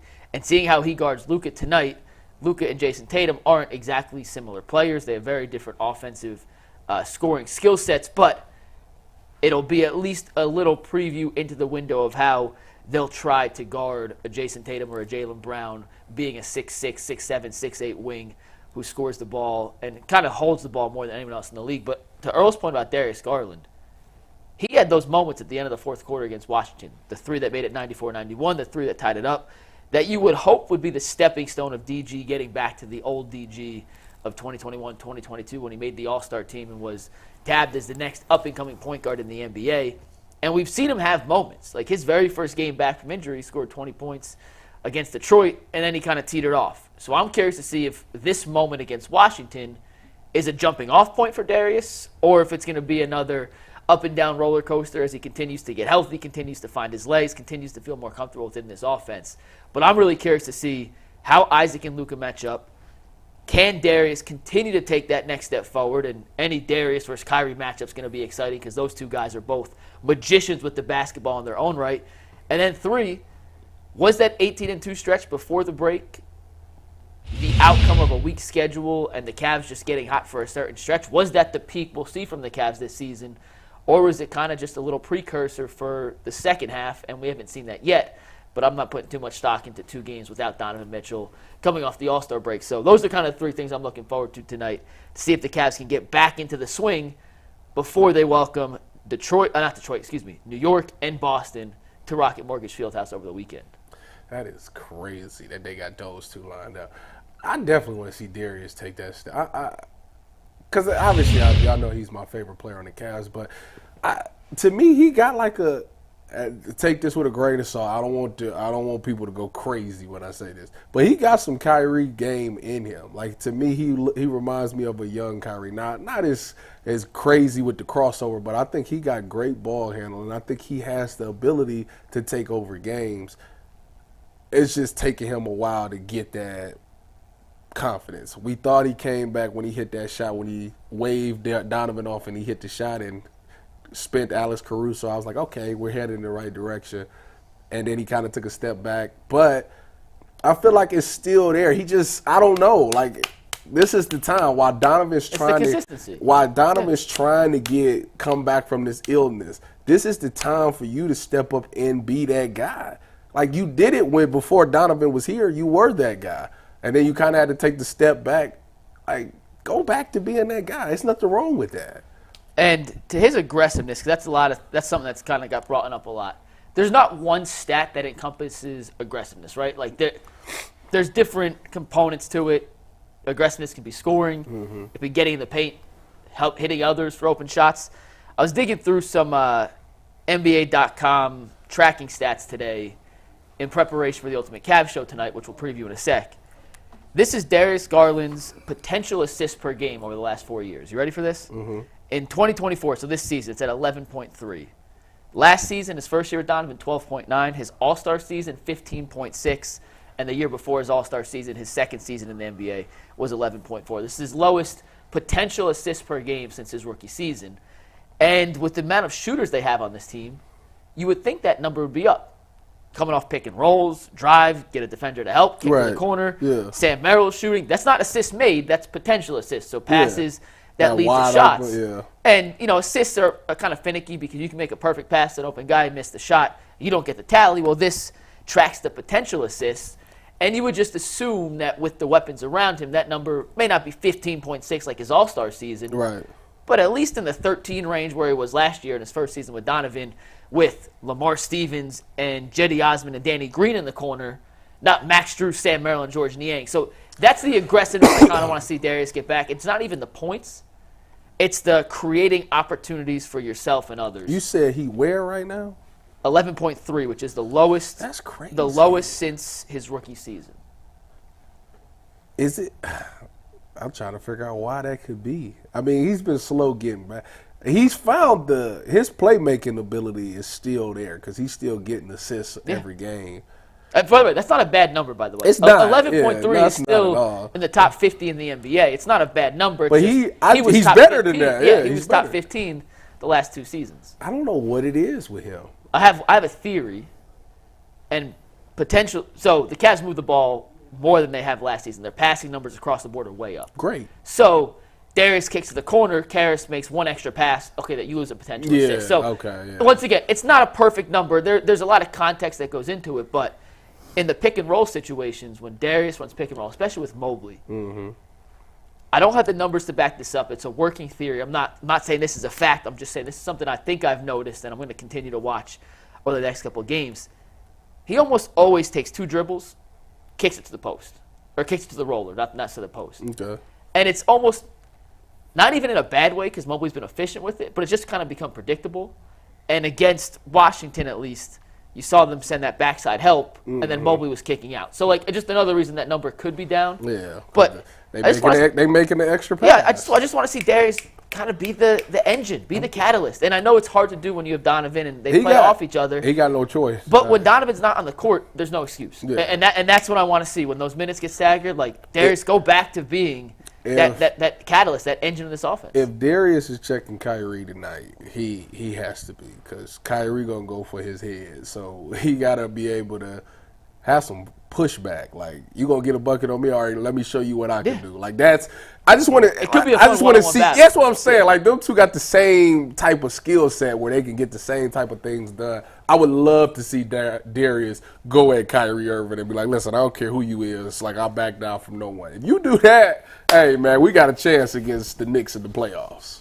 Earl, you've been cooking something up in the lab the last few minutes. Yeah, man. So this is what we got here. We're going to put this parlay in. I got an 8-leg parlay. I got a 12-leg Now, parlay. the last time I said I was putting in the Cavs parlay and I put it out there to the public, it actually hit. Yeah. So Listen up. here's the 8-leg parlay. And I got the 30% profit boost on this, right? Darius Garland, 15 points. Feel good. I got Donovan Mitchell, 25 plus. Hope he's healthy. I like that, though. I got Luka at 30 plus points. He's averaging 34 this season. I got him. Yeah. I got him for 30. I got Evan Mobley over 8.5 rebounds. Like that. I got Donovan Mitchell at 3 threes made. I take Donovan Mitchell at 3 threes made every single game. I got Max Strus at 2 threes made. I got Jared Allen to score 10 points, and I got Kyrie at 20 points. With the profit boost, it takes the odds to plus 2,440. And by the way, it's the Cavs now -5. At the time we made that graphic, it was 4.5 point favorite. So I got Money on the Cavs. I got a 13-leg parlay. I got Donovan Mitchell 20 points because he coming off that illness. I wanted to put 25, but he coming off that illness. Jared Allen 15 points because I don't think they got nobody that can stop him. He's been on a tear. I got Evan Mobley with 10, which he good for 10. Luka getting 30. Kyrie getting 20. Luka to make 3 threes because he make like 5 a game. Donovan Mitchell to make 2 threes. Darius Garland to make 2 threes. Darius Garland to get 6 assists. Luka to get 6 assists. Jared Allen to get 1 block. Jared Allen 10 rebounds. And Max Strus 2 threes. Well, I hope you guys both hit. Oh, I hope you guys both make a ton of money. I'm about to. This is plus 36.28. I'm going to actually screenshot this and post it. Screen it, post it. I'll be at the game. If you see me, come say what's up. You always at the game. Yeah, you is. Yeah, you always at the game. man. Who Who you going with? Who you know? I got a pass. You got a pass? Yeah. What kind of pass? Must be nice. Earl, Jason I Lloyd think you pass. and I Hey, look, he looks so uncomfortable with this conversation right now. The Ultimate Cleveland Sports Show is officially a credentialed outlet for the Cleveland Cavaliers. So you got a pass. Earl, we can both apply for the pass as well. Yes. Mike asked us if we wanted to. We Yes. said no.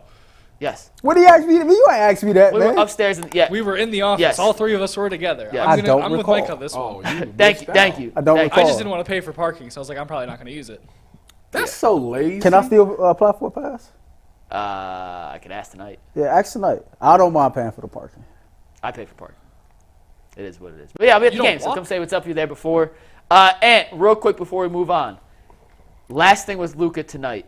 Oh, I So- want a profit boost. I didn't use. You didn't use the profit I boost? didn't use the profit boost. I didn't This see rookie. it. I didn't see it. I didn't see it. That's the first thing you look for when you I open your didn't FanDuel see app. it. It wasn't on there. God. How I much, do that. real quick before we move on, how much have you guys watched Luka this season? I've seen a couple of games. Have you watched like a legit Luka game? I mean, I gamble every night, so Fair. yeah. To everyone out there who does not watch a ton of Mavs unless they're playing the Cavs, let me tell you this.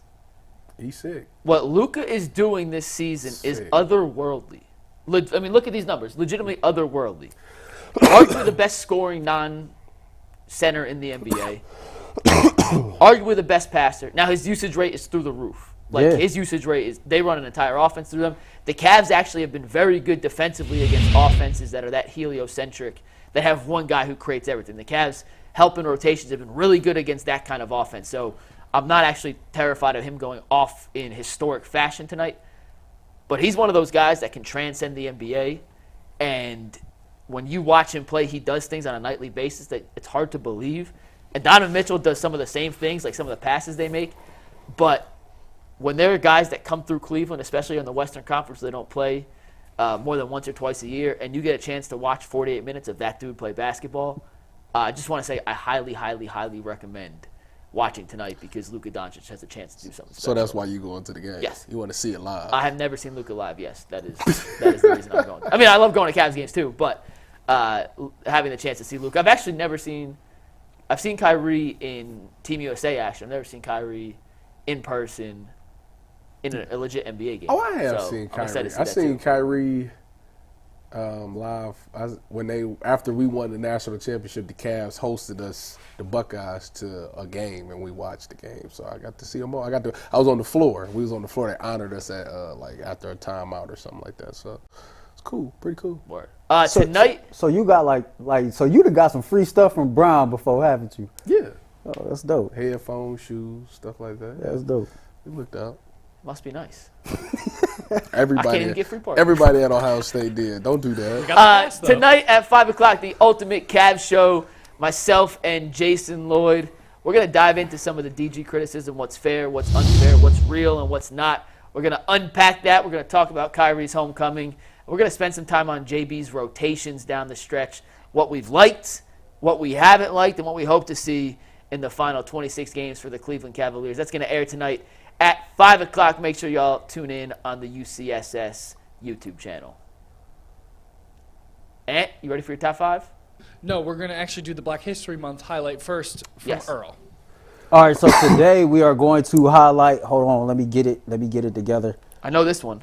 Yeah, this one was pretty dope. Y'all know I'm a racing fan, but we're gonna highlight FS1 driver Lewis Hamilton, who in 2007 became the first ever black guy to drive for FS1. I literally just lost my notes, so I'm trying to scroll back to find them. That's why I'm looking at my phone like this. Here we go, right here. So when he signed with McLaren in 2007, became the first black driver in the 57-year history of Formula One, quickly embarked on what has become a record-shattering career, capturing his first pole and victory at the Canadian Grand Prix in just his 6th race. He hasn't slowed down from there. He has 7 Formula One championships, over 103 races won, and over 100 career poles. All are FS1 records. So today, for Black History Month, we honor, Lewis Hamilton. I'm not an FS1 guy. I didn't get into the Drive to Survive Netflix series. I'm not But sure. we know who he is. But I say everybody knows I know who he is. he's as good, if not the. I think Verstappen may be close, and they may be able to have the GOAT conversation. I think he's the greatest. Lewis Hamilton? Yeah, I think he's the greatest. He's in that conversation. And once again, I am admitting to knowing nothing about FS1, but I know Lewis Hamilton and Max Verstappen, and that's the only 2 in the conversation. So kudos to you. That's a hell of a conversation. And I've heard him in an interview once or twice. Seems like the coolest dude you've ever met, too. So I just know the name. I know the name, and I know isn't he the one that was doing the Black Panther? He was always wearing the Black Panther. Yeah. Yeah. See, I know him for that right there. I wonder if you could listen to like music in your race car. What would Lewis Hamilton? It's probably so loud in there. What would he be listening to as he going 220 something miles per hour coming out of turn 11? Ludacris? Swing my dough. Swing my dough. I can see him now. Oh my god! Little Ludacris move. Move. That would be a good one too. You get boxed in. Yeah. All right, Ant. Let's get All to right, your are you top guys ready 5. for this top 5 that Mike is definitely Top five, top overhyped, five. probably? Top five. Anytime Ant's on the top 5 has been good, so I'm hoping this is up to snuff, Ant. All right, so as all of you know, the MLB has got new uniforms this year, and if you've been on Twitter, you know how terrible they are and how the players don't seem to be super fans of them. But the memes on Twitter have been fantastic, and this is going to kind of lead us into a conversation of how bad the uniforms do look this year. Starting out at number 5 comes from Nick Dissimore, and then Steve, we can take this. Mike sent me this one the other day. It was hysterical. If you guys don't know, the pants are see-through. Yeah, I feel like you got to show the pants off first, Ant, so everyone understands what we're The talking pants about. are Let me go get a picture of the pants. Yeah, okay, so I'll give you guys a little backstory before we do the top 5, Ant. Love you, but this is a bad job out of you. We should have started with the pants here. You're right. Fanatics is now the primary uniform maker for Major League Baseball. Who was it before? Nike. Oh shoot. And it went to Fanatics, No, and that's Fanatics has been under heat lately because, for a couple issues, the names on the back of the jerseys, the font is very small, and it's scrunched together. It looks like a jersey, and the most probably problematic part are the pants are see-through. And during photo shoot day, this became a big issue. Pants are see-through. Why would they do that? It's a great question, Thomas. It's a great question. Oh. So What are they catering to the female audience? we'll see what the memes say. But now you guys might be. understand. And these dudes out here in sheer. Oh, that's exactly what that is. Like, what is going on here, man? It's if it rains, it's going to be quite a problem. That for Major League Baseball. there's no way that's real. No, it is. No, they're legit- 100% It is real. legit. I got a question. What They made gonna them? fix that. What made them go before from opening Nike day. to Fanatics? Does anybody know that part of The it? I'm bag. sure it's money. About this think it was just the the money. bag. And that's I'm sure a it's step money. in the wrong direction. Yes, and they are under a lot of heat and scrutiny for Like, this. you couldn't have gave somebody new a shot. Puma couldn't have made your uniforms for you. And they look terrible. I talked to Jason and Jay, who asked some of the Guardians players out there. None of them are fans. It is. It will probably be changed by the start of the regular season because there's been that has much to. backlash. But Anthony, now that they have the You're proper right, context to your top five, if you want to run through your top five, We'll do number 4 next here because it really encapsulates the see-through pants. This comes from Nice FAL, and it's the girl from Madam Web. and her dress that she wore. I get it now. This next one has to do with you, Ty. This number 3 comes from Gary Treeman on Twitter. They're really pitching to the female audience here. The baseball fandom is dying. We've got the solution. Pants that show dong. Yeah, pretty much. I mean, they made the games faster. They made the pants see-through. I mean, what's next? Made the games faster. Now they trying to make the players fast. They gave the Yeah, base. maybe they are more aerodynamic. Maybe that might be. This next tweet comes from just Joey on Twitter, but this is the most aerodynamic they can be from Dodgeball. That's a great scene from Dodgeball, by the way. That is funny that they. I mean, that's probably the next step. The way they doing them. Ty is speechless at that scene. Yeah, this is. And then this one was just creative editing over by the Philly Muse. And I sent this to Earl and Mike because I was losing it watching this. This is how the MLB broadcasts are going to be in 2024. That's funny. That's hilarious because that's exactly what they're gonna have to do. Wow, that is. That's funny. Yeah, that's good. That's good. That is our number one tweet, by the way. This one beat everybody else out. Do you have another one? No, this is it. This is the one. This is number one. Hey, you want to find a way to kind of reduce the fights in baseball? See-through pants. I'm not finna roll. You ain't got no clothes on. You don't look like walking up fighting you. No. Yeah, I don't know what they're gonna do. Like, it's a legitimate issue. Why would they do that? Casey Schmidt of the San Francisco Giants had his media day picture, and he was sitting on a. There's no way they could have got away with anything like that Well, for more according than to one CNN day. here, it says Fanatics began manufacturing on-field player uniforms for Nike in 2020, essentially serving as a subcontractor based on Nike's design specifications. So this might be a Nike change, and Fanatics just went with it, and it looks Whatever it is, this is a terrible, terrible decision. Why would they? Like, you mean to tell me you made them pants and looked at them and said, "Yeah, We these gonna is go for yeah, that." You know let's what? print a bunch of these." Spin Zone, this is the most anyone's talked about baseball in February in the last 20 years. So I did read an article that they were trying to kind of get this. I'm gonna change the word. I read an article that they were trying to get this issue fixed. Transparency. Like they were trying to get it fixed. Have they gotten this issue fixed before we get to opening day? I haven't. And have you seen anything? I haven't seen anything. I haven't seen any updates on the jerseys, but also a tweet that I didn't get to find real quick. The numbers are off center too. Like some of the numbers aren't aligned. Like the 1 will be here for a 10, and then the 0 will be down here. So they're all over the giant place. cluster. They're It's also no bad. longer embroidered. They're all screen printed. So there's Wow. a lower quality. No, jersey I'm telling you, it looks overall. like it's a jersey. Wait, time out. Yes. A professional baseball They are team no got longer screen printed embroidered. jerseys. Yeah, It's a they're jersey. Not screen-printed. stitched. That's It's a crazy. jersey. Not My- stitched. Austin Hedges' jersey is nicer than the new jerseys this year because it is at least stitched. Yeah, it's bad. It's bad. If you guys know what DH They Gate doing them wrong. Yeah, that's dirty. is? You know what doing- DH Gate is? It's like DH Gate, a website you could buy. Yeah. If you buy a DH Gate jersey for like $17, it looks exactly like a real legit That's jersey crazy. this year. That's just the open. This is for the spring training jerseys.